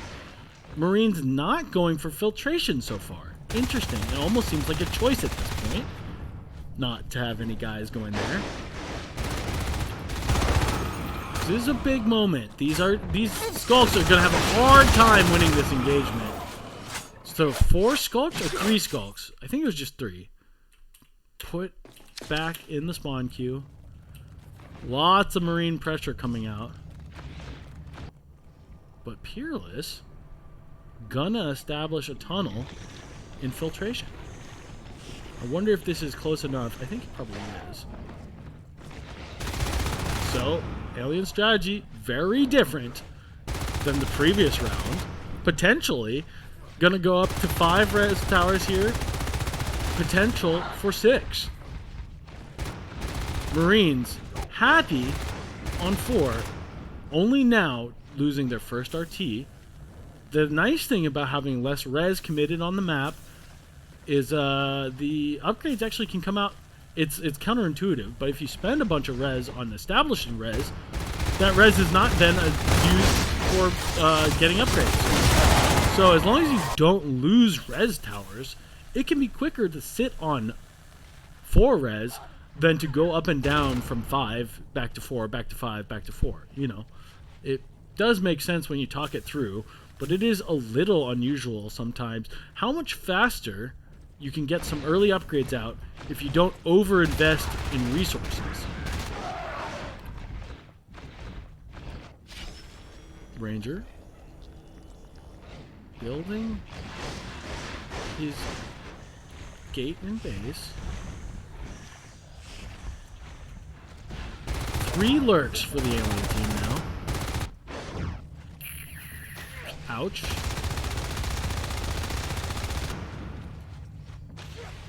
Oh, I missed it completely. As 1 lurk does go down. I'm so sorry. I missed where that happened. But 5 RTs up for the alien team. A 6th trying to be established. P-Stash caught reloading when Night Fury comes through the tunnel.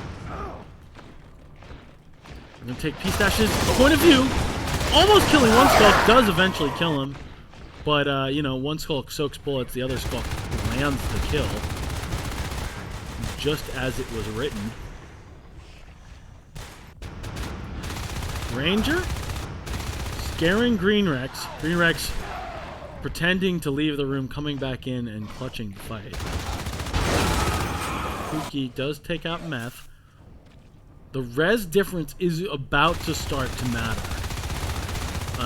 Maybe it hasn't been so serious up until this point, but 5 RTs, this RT, if it goes down, the Marines are actually okay.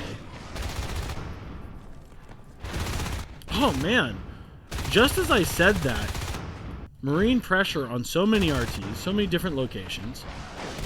Now it's starting to look like having a tighter clumped resource group of res towers being easier to hold on to might actually be better, as we see several res towers being threatened. They did lose Purification, and they're about to lose Cavity. But they paid for themselves, and then some. Ranger, opportunity to kill a Drifter as it moves through exposure. That is going to show where Ranger is, but Ranger knows that this RT in access is pretty low.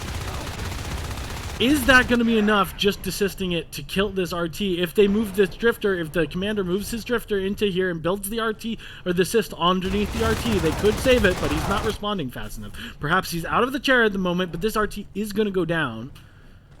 That's 3 RTs lost by this alien team. And they're down to 4 RTs. The Marines only having ever lost 1 RT, and only just for a moment. They're going to lose Purification again, most likely. 4 RTs possibly being lost for the alien team. That's 40 res that needs to be re-established. And a total of 80 res having to have been placed in order to have those RTs up in the first place and then to rebuild them. You can see how that kind of economy, even though you have a higher number of RTs, can actually result in a slower upgrade path. But the aliens are not, by any means, behind in terms of upgrades. Fades are out, and meta is almost finished. And weapons 2 and shotguns are coming out, so this is like a very competitive timing for both teams. If you have shotguns when fades with... If you have shotguns with Weps 2 when fades have metabolize and 1 set of upgrades, it really goes at that point to the higher skill team. Because those upgrades are very competitive on both sides. There's no strategic advantage, essentially. There's just an advantage that is fought, that is won through combat. Through blood sport. Oh, excuse me.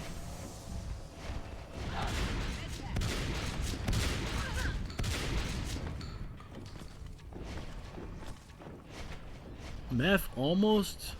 I wonder what he's waiting for. He could go back to lurk. Ooh, upgrades being attacked. Interesting, though. The Marines were sort of stuck on a reload when the aliens packed them down. That's 2 shotguns lost for possibly only 1 shell. Probably not worth it. Where does this Marine pressure go? The entire alien team grouped up in regulation. The RT difference, again, starting to actually matter. Pecan is going for a pinch here? I'm not exactly sure why he was so patient. Take the Fate's perspective as he tries to defend this tunnel. Doing good damage, taking those Marines low, but not able to clutch the fight on his own. Needs some help from the rest of his team. Commander using bone walls and whatever that other upgrade is called, or commander ability, like Pustral or whatever. Huh? Peerless. Still on Gorge. All the way through into this mid-game. Almost takes out Toxic Pools. Commander rebuilding Purification for the nth time. No longer a tunnel established in Filtration. But aliens about to go back up to 6 RTs, and that's a lot. Finally, Marine positions being pressured all over the map. Peerless on this Gorge, able to take out Toxic Pools on his own. But there's a gate right behind it here in the bottom of entrance.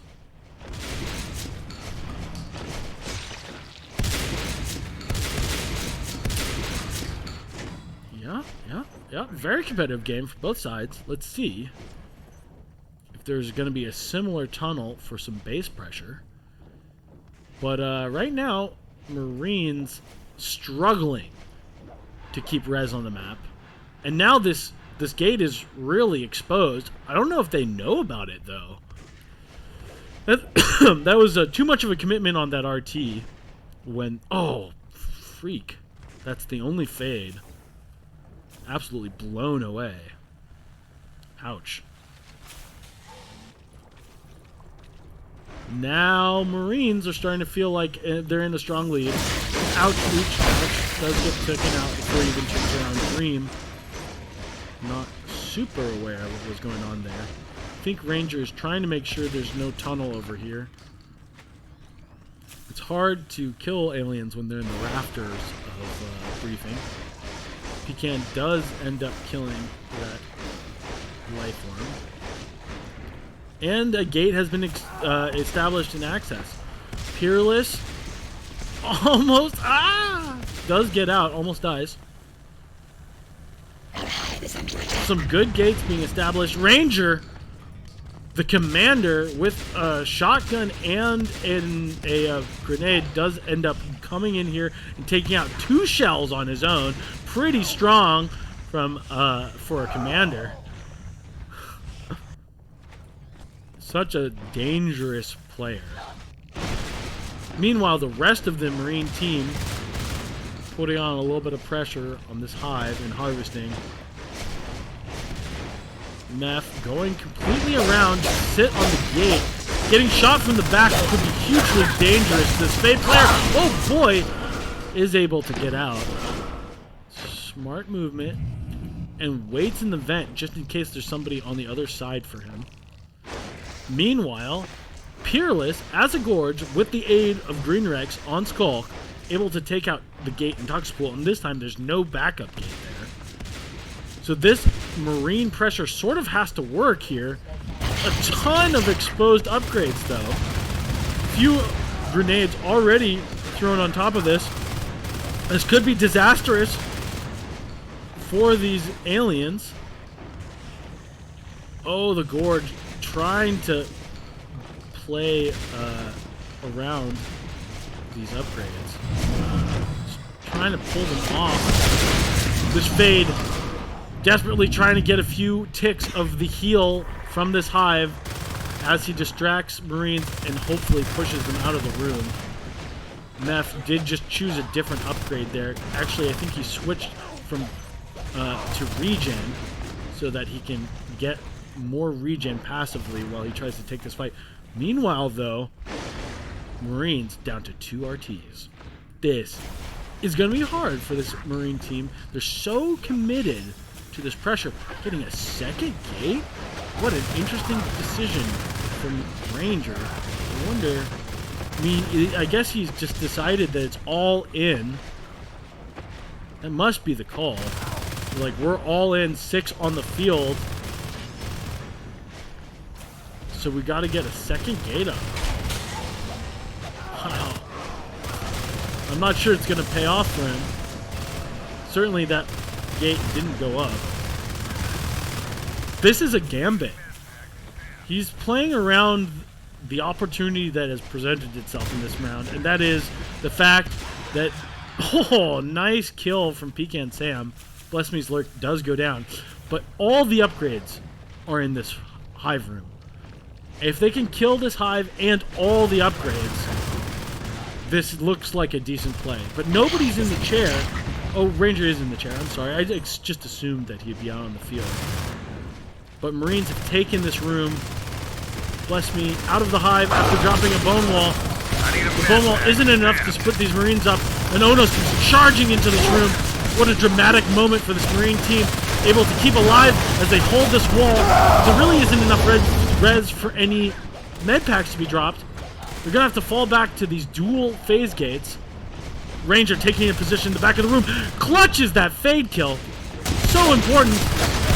Every fight, every victory right now is gonna be multiplied times 1,000 because this aggression has to yield a hive kill in the next couple of minutes. Look at this alien team capping 2 more RTs. Even if this hive does go down, they're going to be in a painful position trying to fight their way back into this game. This Marine team hardly able to hold on to this pressure. Peerless stabbing those Marines with his rhinoceri horn. This Ono's going down to half health. Not a lot of life forms up for this alien team. They're going to be able to hold on to these few guns they have left. The Marine pressure constant and ferocious.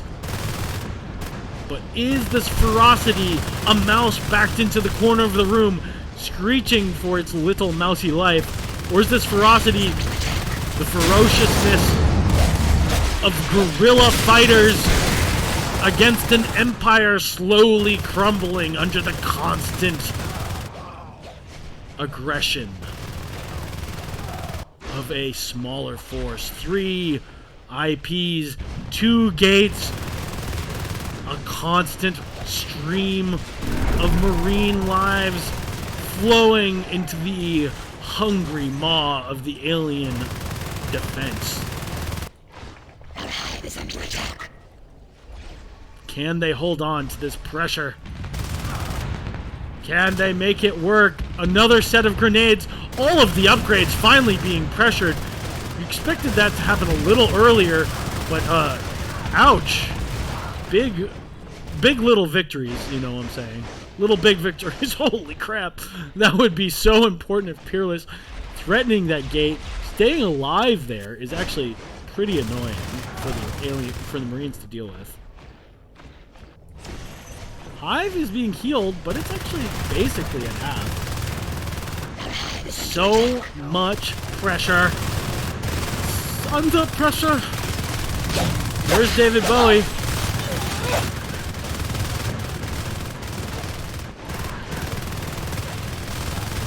Oh boy. Aliens killing Marines.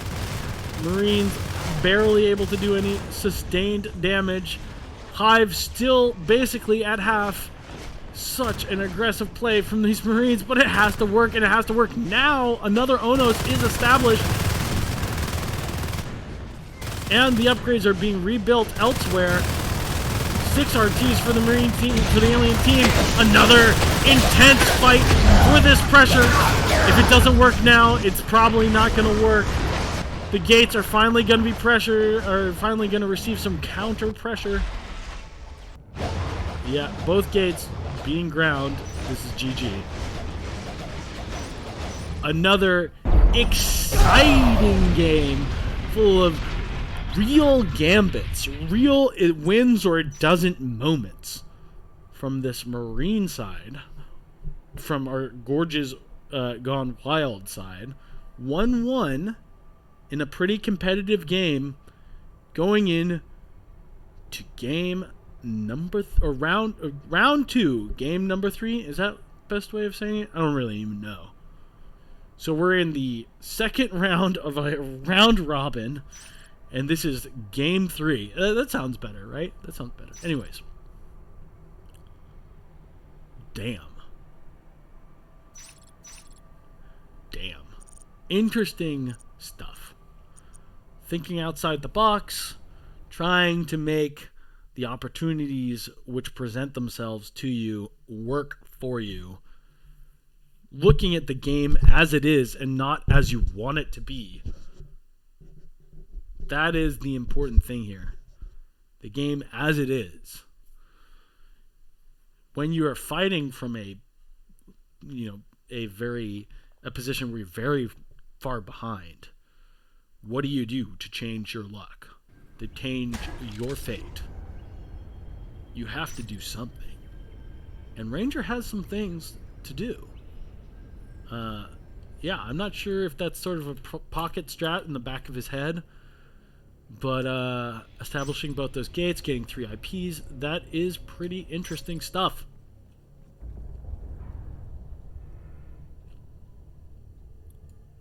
Pretty interesting stuff.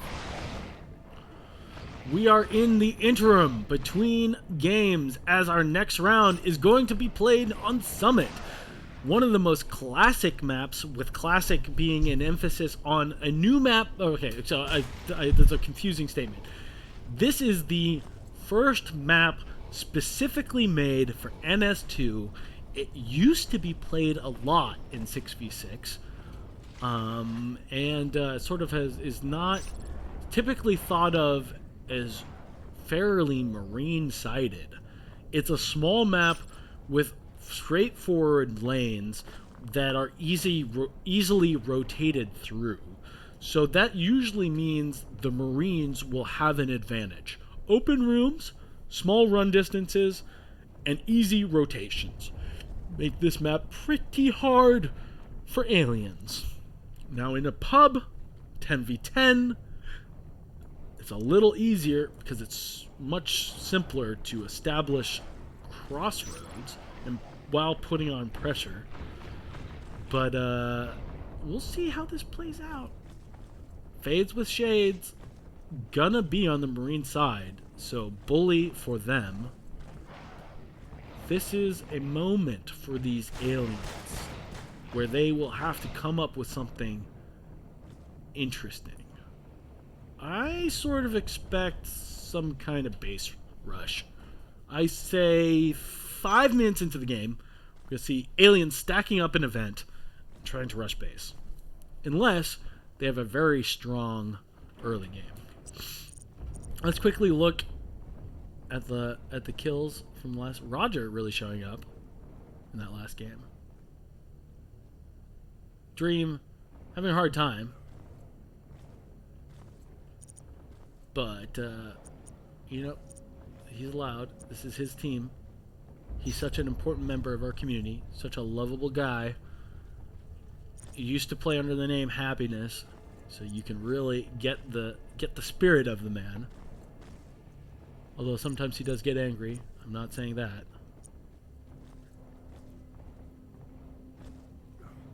Weapons 3 did finish relatively early. I mean, not super early, but not late. And yeah, let's look at that RT graph. Look at this. Only once ever going up to 5 RTs. But almost the entire 10 minutes early, almost the entire beginning of the game, these Marines sat on 4 RTs, only losing the 1 RT twice. So that's pretty good. That means, 60 res was spent on RTs, and all this time with 4 res towers. And look at the aliens. 50 res, 60 res, 70 res, 80 res spent on RTs. That's what that means right there. And it has to go about this distance before a res tower pays it for itself. I know this is really illustrative of what we're looking at, but it has to. A res tower doesn't pay for itself until 1 minute. So the this little hitch right here, boom boom, that's negative res. That's less res than not having those RTs. You know what I'm saying? You know what I'm saying? You know what I'm saying? Because you just built 2 RTs here, and you just lost them right here. And they didn't have time to pay for themselves. Yeah, that's math. Quick math. All right, shoot. Drinking all this coffee and water. I gotta go run to the restroom. I'll be right back.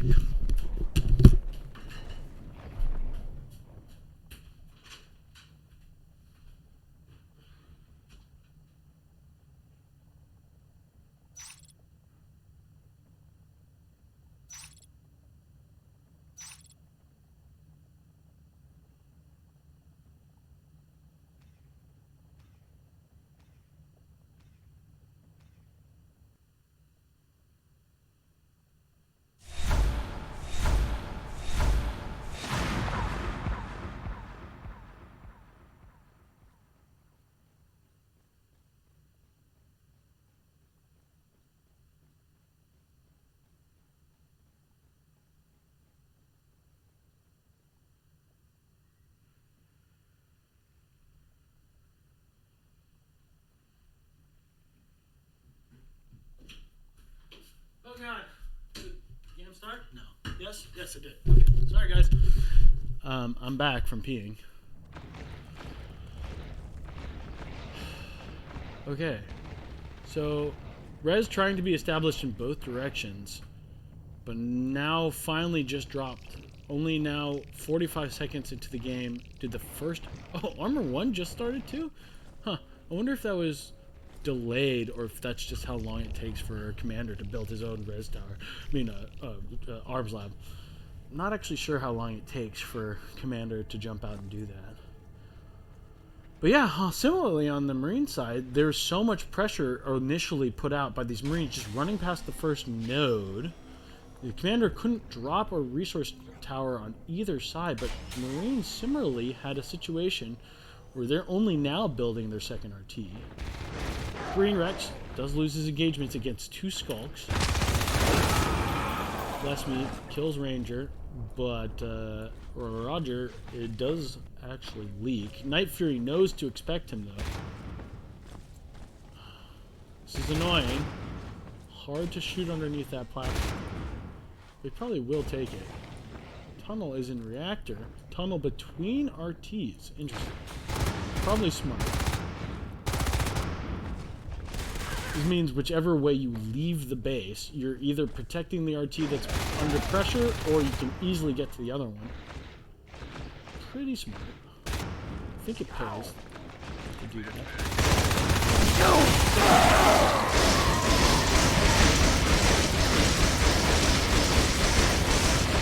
Crossroads trying to be established.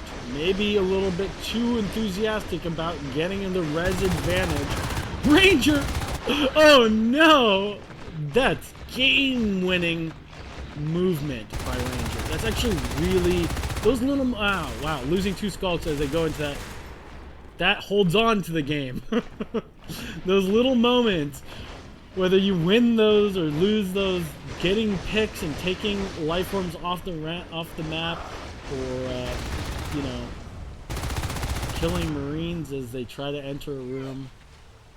The game is won and lost in the execution of those moments.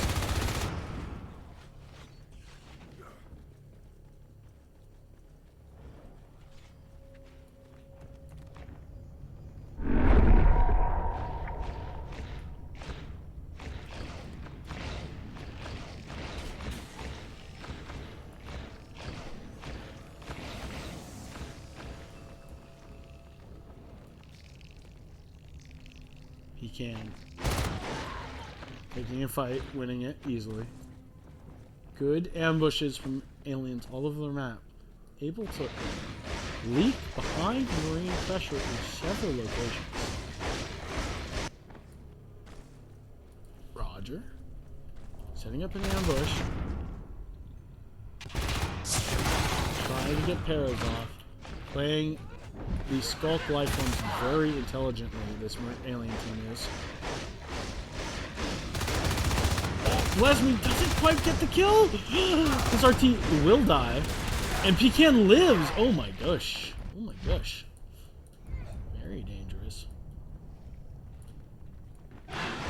This means that this other RT gets a level of pressure that it wouldn't otherwise have had. 2 Skulks able to sit on this RT as Ranger turns into a bird.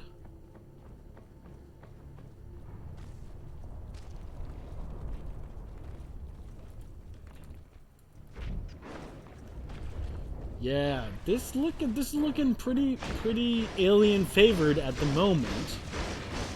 Marines have already lost a number of RTs. If you look at resource towers, you saw it briefly shoot up, but it's gonna shoot back down. And the aliens haven't lost a single one yet. I sometimes forget to bring up those mid-game statistics. We'll try to remember to do that.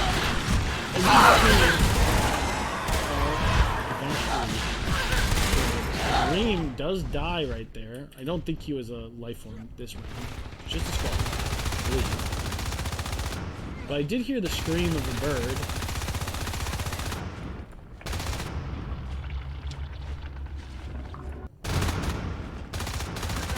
Meth and Peerless finally putting on some pressure on these alien resource towers.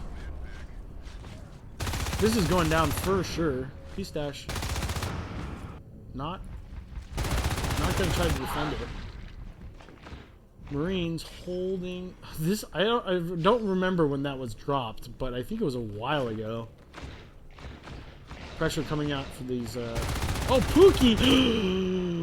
I don't know if he could see his wing as he rounded the corner there, but Pookie basically dead. Gonna have to live in that vent for quite some time until he regens, is able to get the regen upgrade, and then bailed out by his fellow Lurk player. So Pookie does make it out. Roger taking his engagement and winning. Gonna leak onto Marine back res. Lurks out through this little tiny vent. Could have been dangerous if the Marine was ready for it. But, let's see.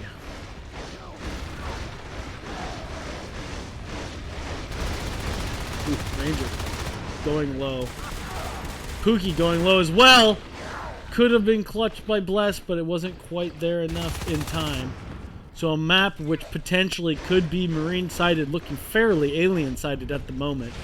Peerless in the back of this room, sitting on top of Data Core, is able to take out... playing well. Almost kills Pookie. Only 1 or 2 more pistol shots would have clutched that Lurk kill as well. And is very close to killing this RT. No armor and half HP left on this RT. Green Rex gonna take this little guy right here, that little drifter boy. Ranger flapping his heart out. Night Fury receiving a number of meds, but not doing a ton of damage.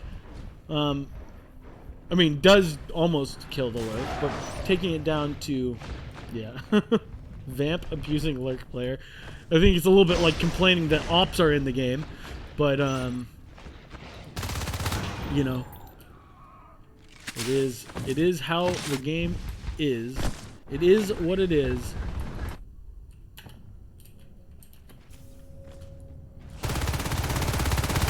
Meth finding this gorge does kill him outright. He did a ton of damage to Ranger. Ranger knew he was on the reload on both weapons. Easy to stick that fight. But does take a chunk of his health off. Almost kills him. Ranger does then jump in the hive. I was looking for his Lurk to double check that he didn't die in that engagement. Ranger playing calm and probably has high structure damage and has 16 kills to 4 deaths. Doing a little bit of everything, as is his, you know, as is tradition. Really playing his heart out today. excellent player, cannot be overstated. But Marines finally able to do some pressure. Meanwhile, though, their res gonna go down to 1 RT most likely. 1 RT to 2. Wow.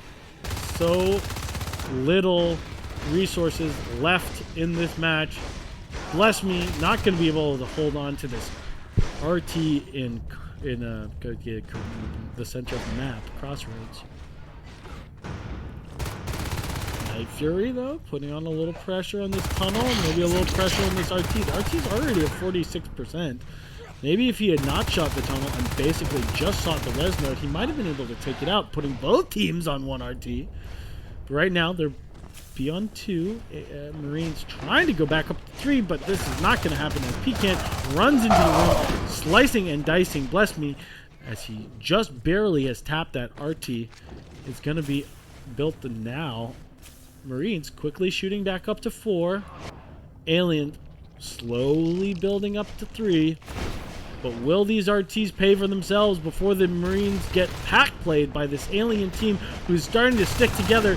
The Marines didn't take advantage of that early game where their ability to rotate through this map was more significant than the aliens' ability. Now the aliens with a bunch of higher life forms, this map is feeling very small for this Marine team. And I did say that it's typically thought that this is a Marine-sided map, but that doesn't seem to be the case at this point. And that's partially because the aliens were able to get these life forms up without too much trouble. Now, the Marine tech is behind. The life forms are out. 2 lurks, 3 fades. Count them. 1, 2, 3. This is gonna be brutal for this Marine team, and this gate is so important for their chances in this game. Oh god, I almost wish they just Dumbo tried to power build that. Green Rex emptying both of his sidearm and his main weapon, but doesn't get taken out. They have a moment here, just a small chance to establish. Pecan not being overly bold with his fade, but this might cause them to lose the room to the Marines because they finally have reestablished this gate. And now it's going to be a little bit easier to hold on to res for this Marine team. But is it enough? They're pretty far behind in terms of tech, and it's going to start to show up in the kill graph. Look at how sawtooth this has been for the Marines. Although aliens only ever on 3 nodes, the stability of the resource gathering so much more significant now finally on 4 nodes. But Marines, now it's going to be just a quick rotation from Crossroads to anywhere on the map. Can the Marine pressure overcome their deficit in terms of weaponry and life forms? Shotguns coming out. Still on weapons 1 though. It's going to be difficult to kill any of these higher life forms, and there are 3 fades to deal with. Nice damage on that fade as he's pushed out of the room. They are going to be able to sit on this res node and reactor, but the gate is open. And this is going to be game winning for this alien team. This gate is basically unrecoverable. Yeah, I don't know what you do as a Marine team except GG. And they're going to call it in just a moment. I think they're sober enough about their opportunities in this round not to stick in for too much longer. It's too bad, though, because those last games were so competitive all the way through.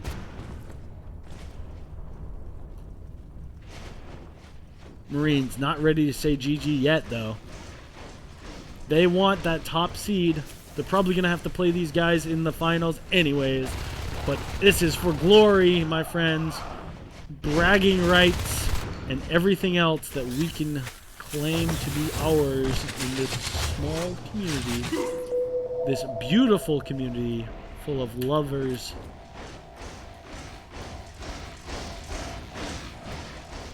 Three Marines with shotguns pushing back into this room. 2 with shotguns, 1 with a rifle. The perfect combination for keeping lurks off of your shotgun players and fades away from your rifle player. RT's being reestablished for the Marines slowly, but now the aliens exploding to 5 RTs. Still haven't lost a life form since that early game. Oh, Peerless sticking that. Losing his shotgun for it, but does establish the gate. These shotguns will be able to be recycled. Oh boy! They got dragged away from the gate and the Marines came from behind, but Ranger finally loses his lurk. Now, Bless Me going down. Peerless holding the gate. Recycled his shotgun, Meth. He doesn't see it as he walks out of the gate. He doesn't see the shotgun underneath his feet. That's 20 precious P-res down the drain.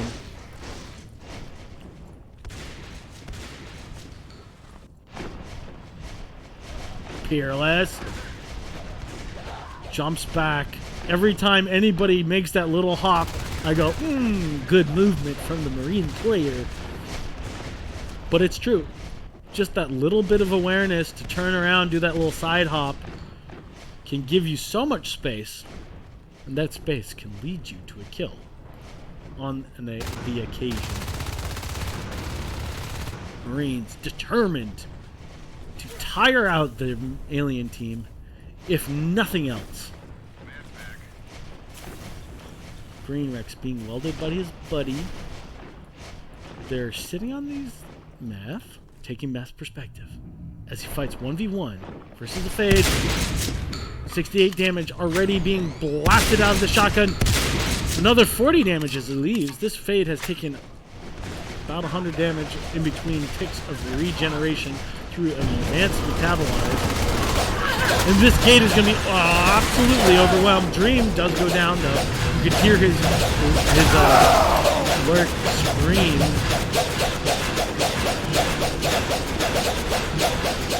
Three Fades, 1 lurk. Gate officially ground to little pieces of silicon dust. Green Rex fighting against Roger. Roger not landing all that many. He decides he doesn't need to win that. It's just not that important. Green Rex! Wow! After pushing out Roger basically on his own, turns around and lasers P-Stash. P-Stash maybe didn't expect that this mouse has some bite in him, but backed up against the wall. Teeth born. Bared? Bore? Teeth bore? In rage and anguish against the aggressor, able to kill the Fade on his own.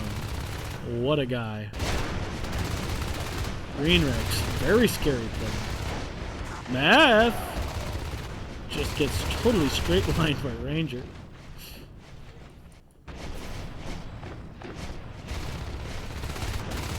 Pecan flying through the room, gets out.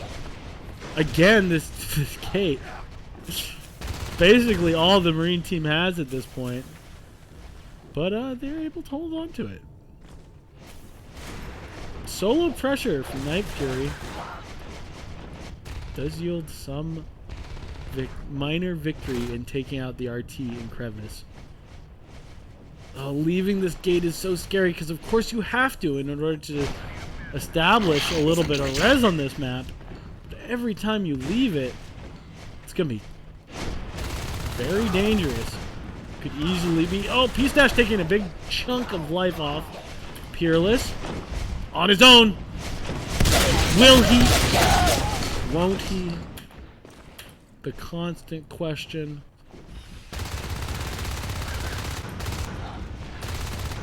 Night Fury getting ground to pieces. Crevice going up now. Every resource node is now capped on the map, and it is 3-2-6. An advanced swipe being started. Weapons 2. Yeah, boys, finally got that weapon 2 timing. Weapons 2 shotgun. Beware Fades, you are now under mortal threat. This is not the finals. This is just round 2 of the best round of the round robin. All teams will be playing each other today. Gorgeous Gone Wild, this is their first round. FaZe with Shades have already taken 2 rounds against We Surrender.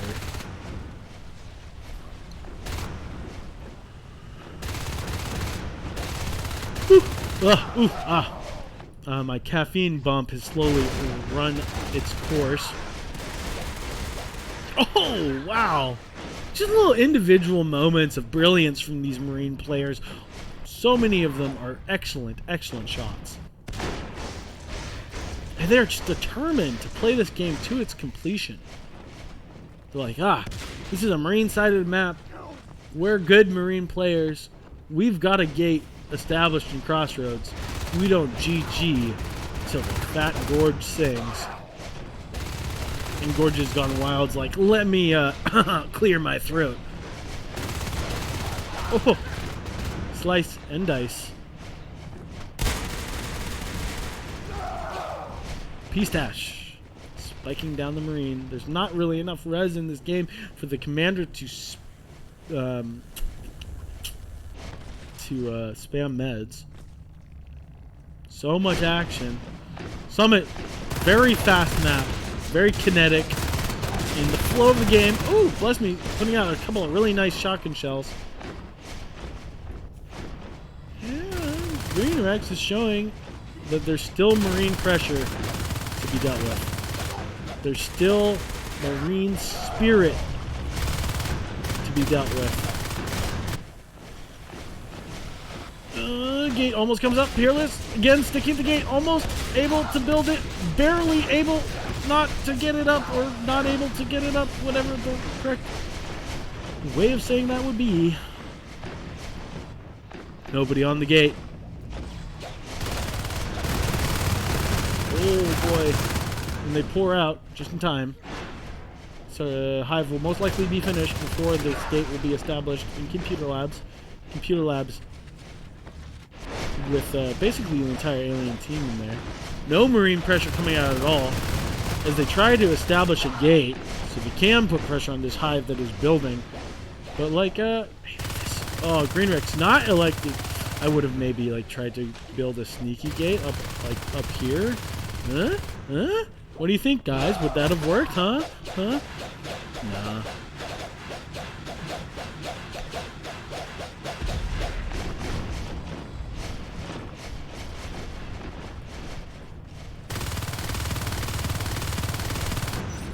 GG finally coming out for this very determined Marine team. Almost staying in the round. But, you know, they probably were in that round for an extra 5 to 10 minutes longer than they should have been. The game was basically won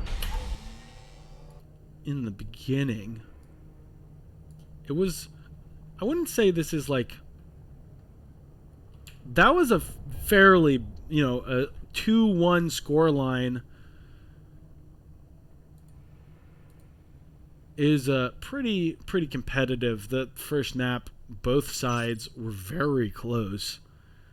And now that we're on the second map, Summit, did not seem nearly as close.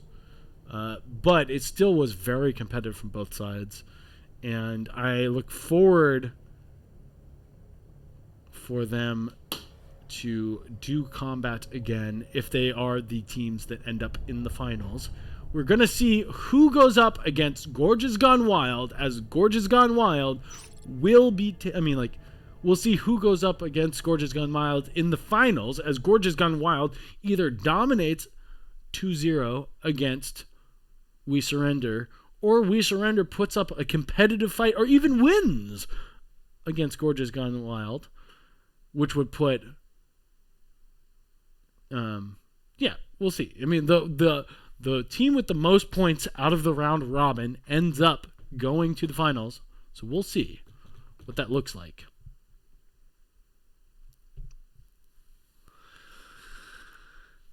In just a moment.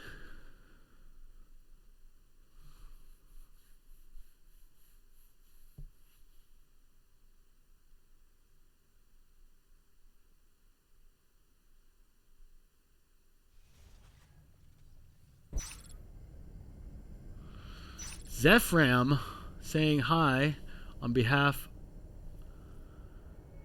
of something. On behalf of my bro, who's a person.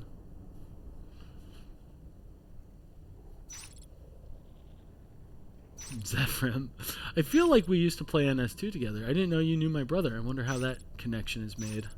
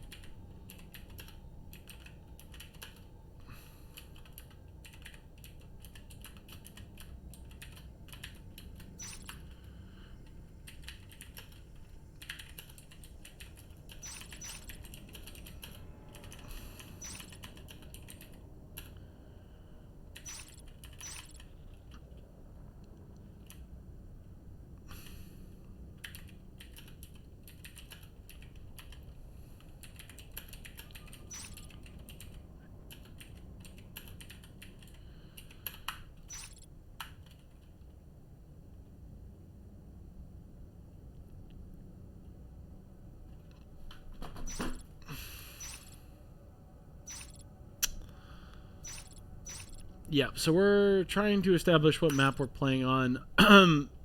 As you guys might have known, Unearthed and basically Tram, Vale, and Zombie are the only maps that are super standard for competitive.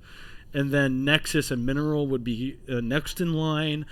And we've only really seen Vale so far. We're seeing maps that aren't usually being played in the competitions. So maybe we can have the captains put their heads together and decide if they want to play one on Zombie or Mineral or something like that instead. Looks like that's what they're trying to decide right now. I think that might be a good idea. I sort of do hate... I do sort of agree with Ranger and what he said. Actually, I really agree with Ranger. It is a little crazy that there's 3 unstandard maps in a row. I did look at that when I looked at the tournament rules for this tournament. But when it's all said and done, players like the players we're seeing right now, they can definitely show up on these not-so-standard maps. But honestly, I don't know. It's sort of a coin toss. I do sort of sympathize with the players, though, that these are weird maps for them to play. He right.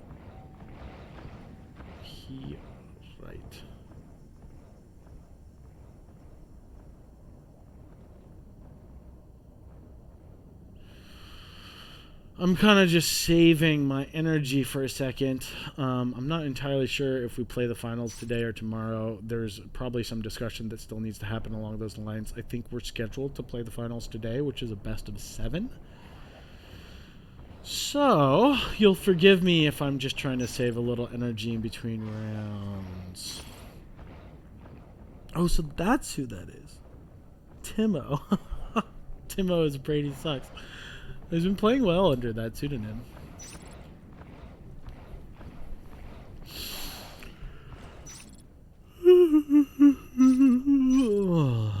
Sorry.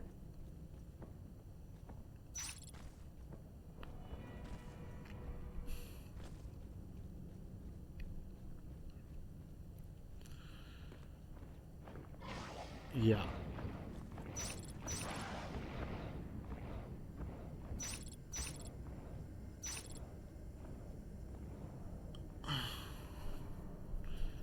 Looks like the captains are sort of being...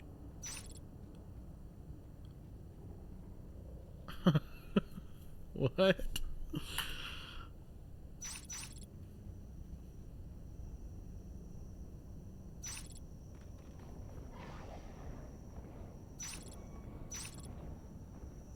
Okay.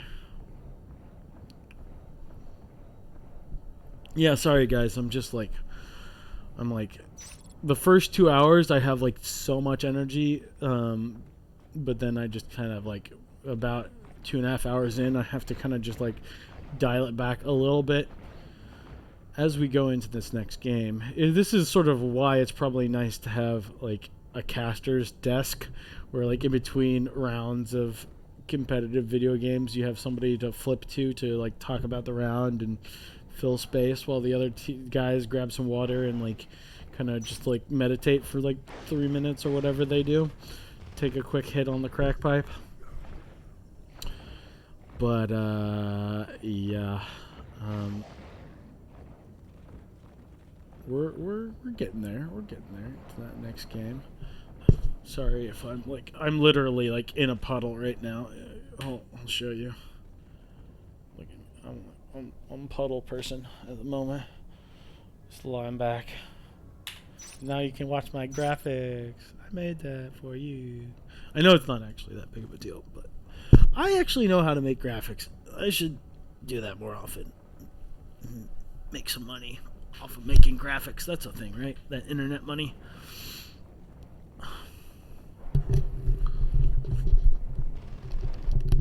Alright, well, maybe we should talk a little bit about Unearth. Or, sorry, not Unearth. Whatever this map is, I'm spacing out. It is a Biodam. It is a slight variation on Biodome. There's just a few small tweaks, one of which is this hallway, very importantly, is easy to land a little trick jump. In the vanilla version, that little trick jump will get one Marine from this platform onto this platform over here, but not on Biodam. You need to just straight up boost in order to get a Marine up through this little hallway here, which makes AgriLabs a lot safer. Now, AgriLabs has also had a change, the combination of which moves the RT from back here to a new room right up here. These two little changes makes Agri much easier to hold. So now the most likely the thing to do is to quickly drop a tunnel in the back of this RT where it assists this RT but cannot easily be shot from the ground down here. Drop the RT here, get these 3 RTs rolling, maybe even fast drop this hive before the second RT. Although, I think you go tunnel 3 RTs, then hive. That would be the way to do it, in my opinion.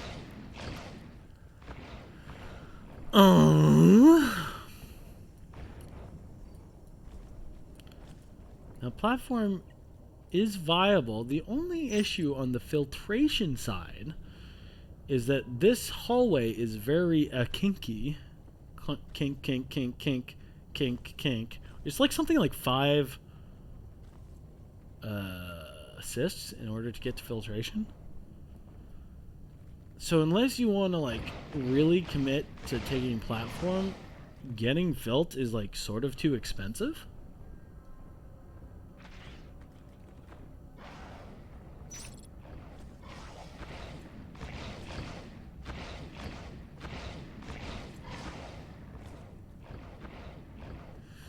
And I do agree a little bit with Kasharik in the chat that it's exciting to see maps that we don't typically see played. We just want to avoid maps that have a clear preference for which team wins. Typically, we do see Marines winning on the last map we were playing, and Aliens won, so, you know, it's not so bad.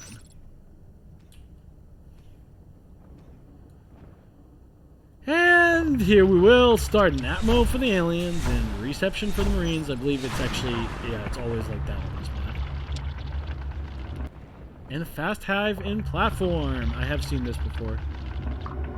So this is going to be a quick tunnel in the back of platform. 1 RT.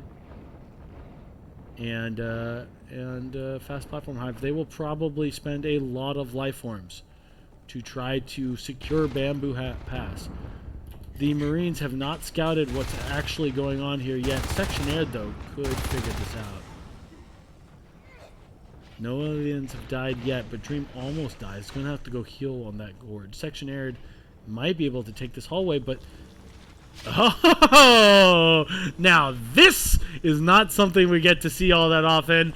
It's been ages since I've seen a good old-fashioned relocate. A relocate in NS2, you say? Maybe that's an NS1 strat, but not an NS2 strat. Are you kidding? Now, two IPs have already been dropped.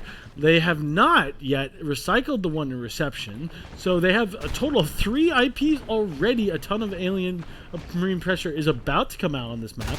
I wouldn't mind seeing them already. Arab King out of the chair just for a second. I don't know if the Marines have scouted out what the aliens are doing, but they've definitely gone for a little bit of a gambit on their own. I don't know how the game decides where the Marines spawn, if it prefers the first IP and then it goes to the second IP built and then it goes to the third IP. It's sort of what it seems like. So far we've only seen Marines spawning in receptions. Even though they have these IPs for quickly get out on the map in the center of the map, so far we've only seen them come out in reception. Section Arid fighting the entire alien team, and now the aliens are up on 3 res nodes, the Marine 3 res nodes, but the Marines haven't even started weapons armor 1. So, interesting strats coming out from both teams. Let's see if it pays off finally. Reception being recycled, but so far the ability for people to spawn in reception has allowed them to hold on to that room. Will they be able to hold on to the room now that they finally recycled it? They are now going to drop a arms lab, however, which is important. So probably the right idea to recycle the structures in that room, but now immediately the aliens are going to take out the Marines RT in that room. So it's definitely a little bit of a trade-off. Excuse me, everybody. I am so sorry. My voice is getting a little bit hoarse as the entire Marine res lane is under threat. Now, will you start putting on pressure? Holy crap. It's time. You have to put on pressure. You're losing everything at the moment, and you're not doing anything to hold on to it. So better pressure now, boys. I'm really serious. Like, good lord. They're gonna have to win a lot of cheeky engagements in a row for this to end up working. They are keeping this hive on 0 eggs. Arab out of the chair to try to defend the entire alien team, pushing forward with the Gorge in tow. This is going to be a total disaster for this Marine game. It is only a few moments away from ending. This is the correct response from the alien team. Even though they're most likely would be able to kill this hive, and they probably will before the game is over, will they? No, they have nobody in the chair, obviously. So this game is over. They may have the moral victory of knifing this hive in atmosphere, but no, even that has been denied.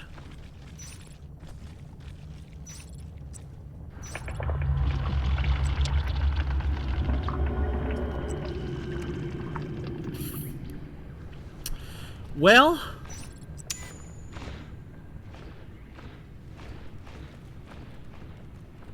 yeah, Ranger making sure they knew that they had Plat Hive, because it wasn't obvious from the way they moved that that was the case. It was cool to see a strategy which you don't really see that often in NS2. You used to see it occasionally in NS1,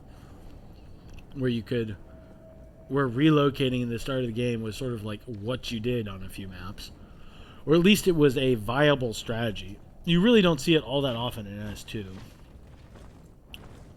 I think maybe if they had recycled reception a little earlier, maybe even including the RT, and put a ton more pressure on filtration, that would have been okay. But the second they recycled reception, they lost it, which is to be expected. But they didn't do anything to hold on to the res that they did have. You saw just a few Marines trickling into filtration and a few Marines trickling into Atmo when the aliens were all over seeding and hydroponics and had already just killed reception, putting the Marines down on just a few RTs. And it still They hadn't gotten the armor 1 up yet, so it was not the best.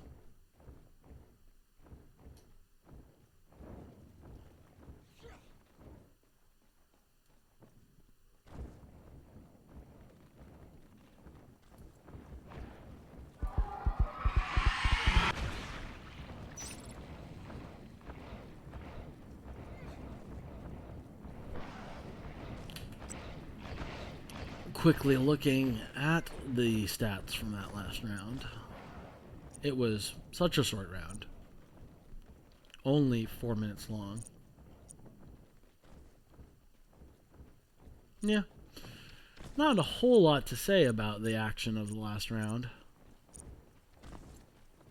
Each individual kill mattering so much. But yeah, Marine pressure didn't come out quick enough. And it was such a risky strat. It just didn't pay off this time. It could have. It could have paid off.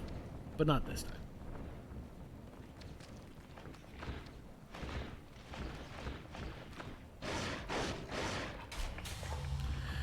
And let's see what this alien team will do. We surrender. Is this the moment that they put a point up on that board? It could be. Pookie, P-Stash, Roger. They all push. Interesting. Totally skipping canopy. Fascinating. Going quickly for this RT in Falls. Falls is a good launching point for future aggression. I guess they just want to get there before aliens can establish. And so this is what I was thinking is the kind of most standard thing you could do. I think dropping plat is actually really, really, really good. It's hard to push into plat, and Bamboo has a bunch of places that have great ambush spots. Wow! They're trying the same strat back against them, except a little different. Interesting to elect to have... It's only 5 res. This is just the same strat, but safer. I'm excited to see if this works. I'm really excited to see if this works.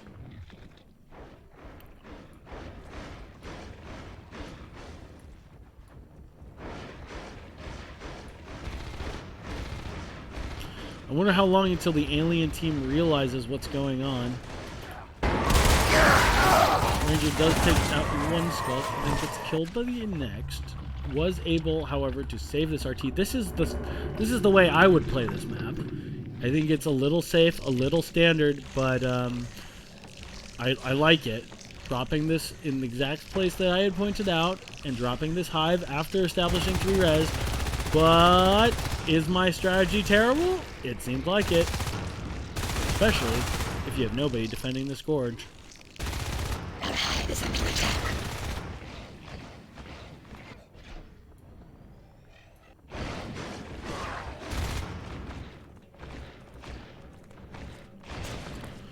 The Drifter was killed as well. That means this hive is essentially not building at all. And we're going to see a bunch of aliens packing down res together. It's probably the right idea. If they can take out Marine spawn, it's going to be a bad time for the Marine team. But we do have some Marines aggressively poking into the back lines. Now they're switching. 2 IPs already established. Such a similar build order in some ways. Except weapons 1 is started. Interesting. Just a little bit safer version of the same exact play we saw from the last round. And so many alien kills in a row right there as Marines wiping the aliens off the map and sending them back to the spawn queue. You can hear just now a wave of eggs had to be bought as the Marine team walked back into this room. Again, threatening the Drifter, definitely going to kill it.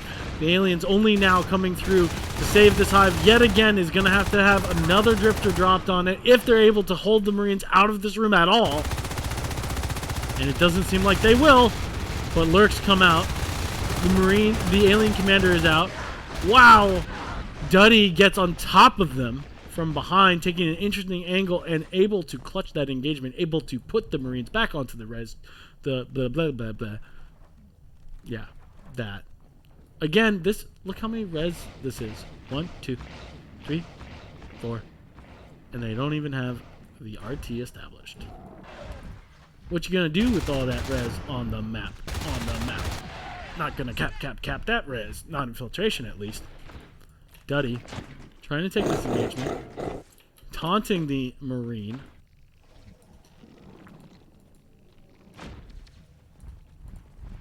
Timo and Sectionaire playing together.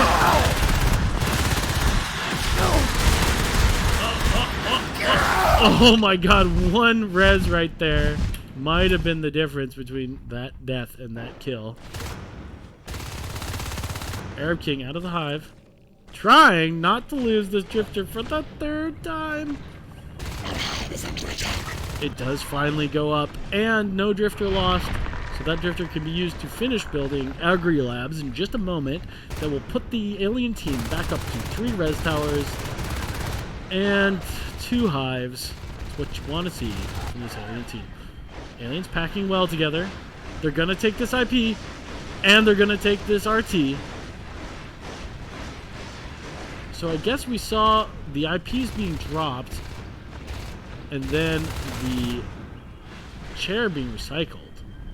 Interesting. I don't see that very often. I was wondering if that was even, if the game would even allow that, but of course it does. So interesting. The Marines basically abandoned their initial gambit, but they did it in a, they built it and abandoned it in such a way that was safe, unlike the last time where they sort of all in on establishing that central location. Ranger able to kill all the skulks in the room and that RT. Pecan taking another res node, putting the aliens down to 1 RT versus the Marines 5 RTs. And it's starting to look pretty desperate for Gorges. But you know what? They still have a lurk. They still have 2 lurks up. And they're going to start to really... They're playing their hearts out, obviously. Leap has been started. Leap skulks, 2 lurks. A little bit of a aggressive timing. Let's see if they can take advantage of their quick movement. The upgrades which they're able to have. Ranger is going to get taken out by Timo. Timo playing pretty well right now.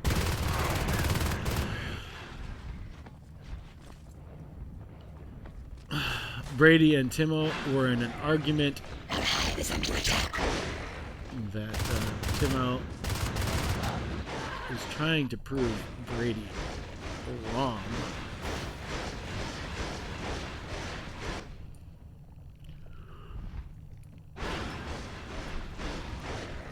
Okay, aliens being pretty competitive all of a sudden.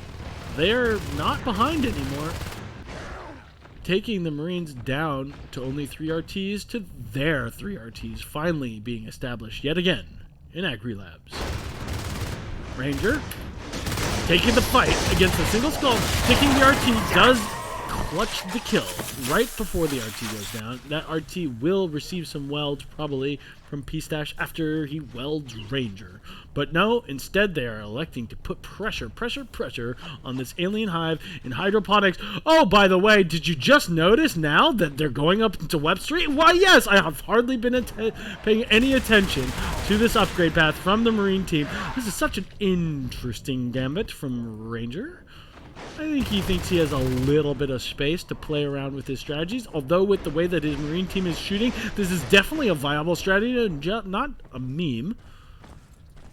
They are now on Weapons 3 with Armor 1 finally getting started. But Weapons 3 and no lurk kills. Weapons 3 and no lurk kills. That means, so far, this weapons rush No big payoff from this weapons rush. But I think, okay, so what's happened is they don't have armor 1, and they've had nobody in the chair. So these lurks are like 3-biting Marines. So you don't expect the Marines to win those engagements. If the lurks are able to get on top of the Marine players, the Marines are almost certainly dead. But we'll see. Maybe Ranger gets in the chair and stays in the chair relatively soon. All of a sudden, these engagements are going to be going in the opposite direction. You got it. Toward... What? Oh, I swear. What happened? I don't know if he accidentally canceled this or restarted it. Not entirely sure. RT taken out from the doorway yet again. I think that's why people started to prefer to take platform as their hive, because the RT out here is rather exposed.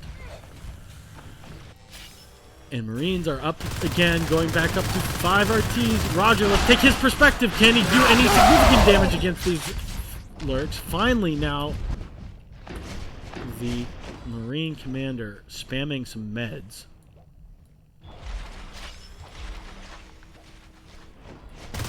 Ranger on the field.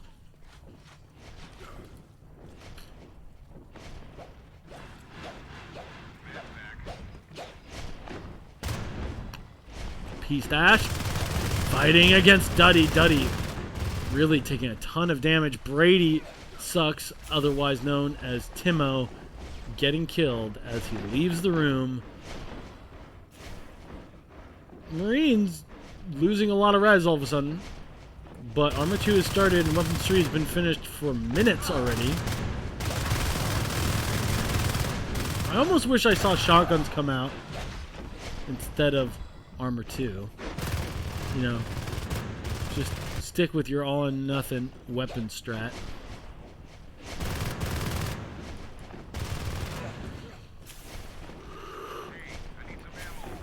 Whew. Sorry guys, I'm really sorry. I don't mean to be yawning at this game. I am just losing a little bit of energy here in the later half of this cast. But depending on whether we play the finals today, there's a lot more games to be coming down the pipeline. Ranger does get killed solo against Duddy, but this RT is most likely dead. Arab King needs to move a drifter in order to save that RT, or at least have a crag somewhere in the room. This RT is perilously low as it dies just moments away from being sisted in... Oh, quality content watching. Meanwhile, there's a fight going on here, but who cares if that RT goes down? They're in such a negative position. I'm only sort of joking. The more important thing would be watch the engagement, but... that RT is not important, to use a double negative. Aliens taking the Marine res low. Arab King not gonna win any big engagements here. Probably not the best position for him to go. What's this? What are you doing? Skulk's being skulking. Skulking, being sneaky, checking there, finally losing his lurk. Can re-lurk immediately. This is going to be a grind on this gate. Oh, Fade almost goes down. He's probably just going to leave.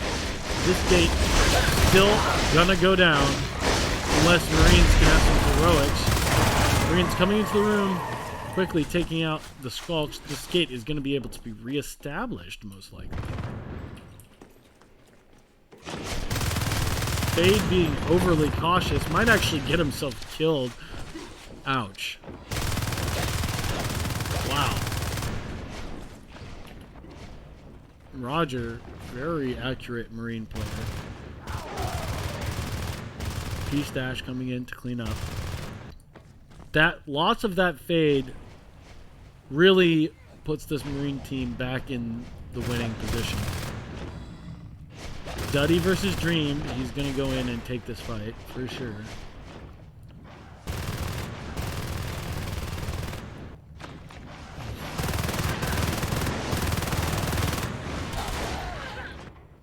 Yeah, Marines are going to be pretty happy with their 5 RTs in these 3 gates. It's going to be very hard to dislodge them from the locations that they have entrenched themselves in. But aliens trying to sneak around. You see this movement. It's not entirely straightforward. It's a little bit sneaky beaky like. What victory do they see in going around the map, trying to sneak around?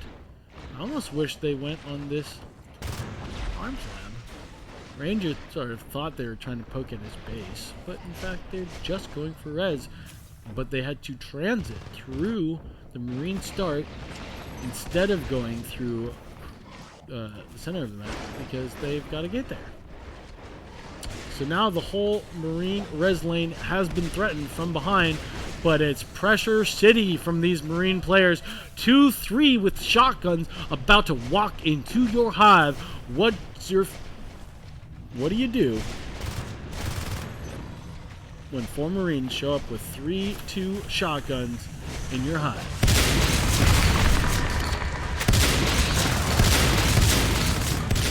Oh boy.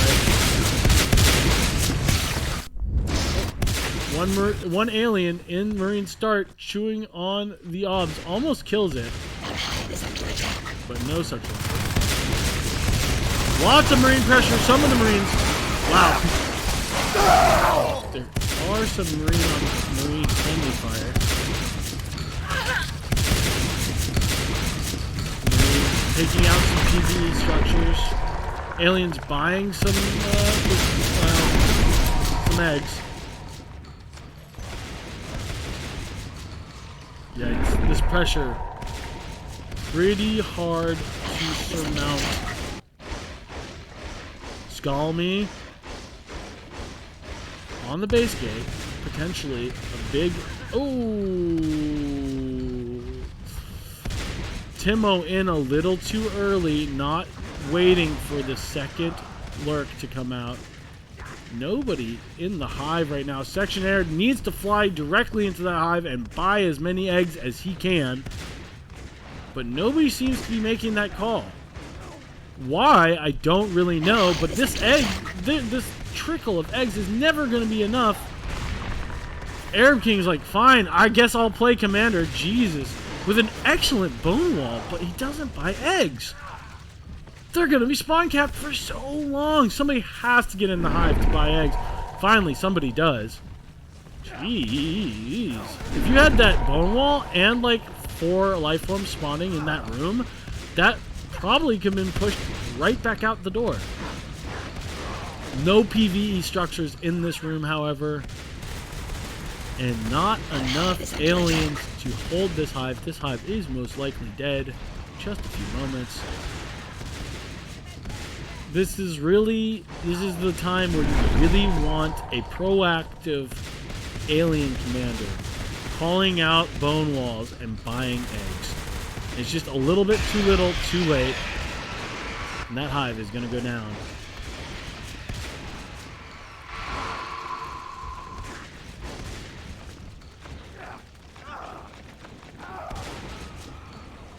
P-Stash, absolute menace. Timo calling it for his team. It's too bad we didn't see them take a few games. Duddy and Section Arid and Dusty, all very strong players. Timo and Arab King, also very, very good. Sclammy, I'm not as familiar with, but hasn't been showing up particularly in the scoreboard on these rounds. But yeah, I think the problem with this team is they're not enabling their really talented lifeform players. They're just playing from behind from pretty early on, and it's very difficult for them to do anything about that.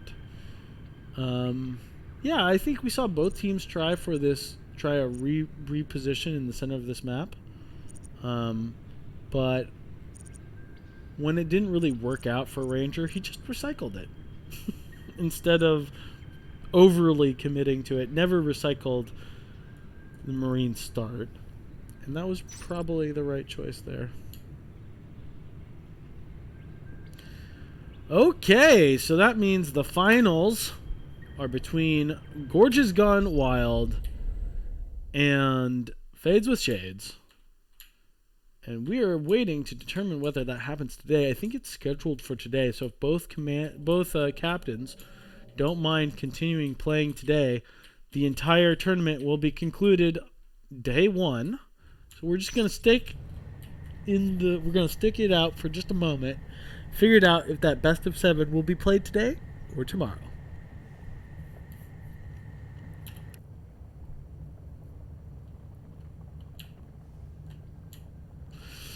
Kopunga is going to be communicating with the team captains to see what people want to do.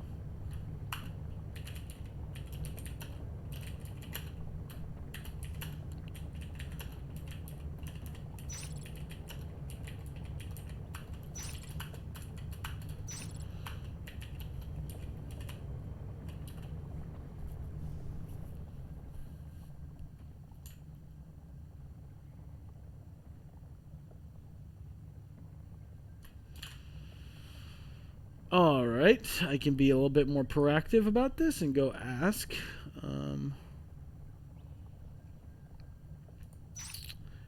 Hey, Kapunga. Hi. Yeah, I was talking to Nightmare about that.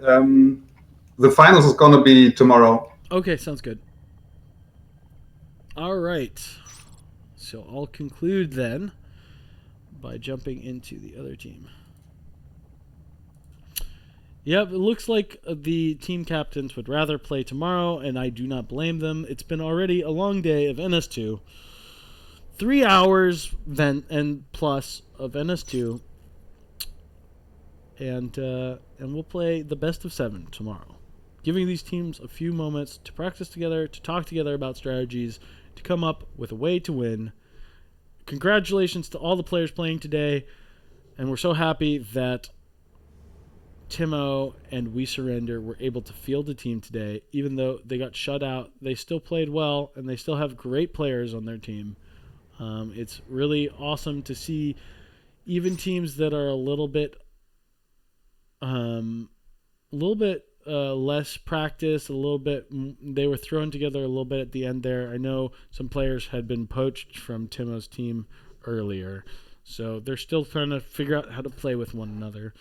And there was a little bit of a mix-up with all the games, with all the teams in this tournament. There are only ever going to be 4. But, yeah, I mean, there's sometimes there's more interest in a tournament, and sometimes there's slightly less. Just this month there was slightly less. But it doesn't mean for any reason that there shouldn't be a lot of teams or players competing in the next Open. And this Open has still been very fun to watch with some excellent plays from all the teams. So thank you so much for whoever has been able to take part and to watch today. This is Ozilla with NSL TV, and I'll be signing off in just a moment. Thanks again for everybody who watched. I'm just going to check in with chat, and the game will be concluded in just a moment. Or the stream will be concluded in just a moment, rather. All right, y'all. Thanks for joining me. Finals will be tomorrow, same time as for start, but double check that by checking in on nsl.org or on the NSL Discord, where all the information about these competitive matches can be found. All right, thanks again from everybody. Thanks to our admins. Thanks to our players. GG, everybody, and we'll see you next time or tomorrow when this NSL Open will be concluded. Bye, y'all.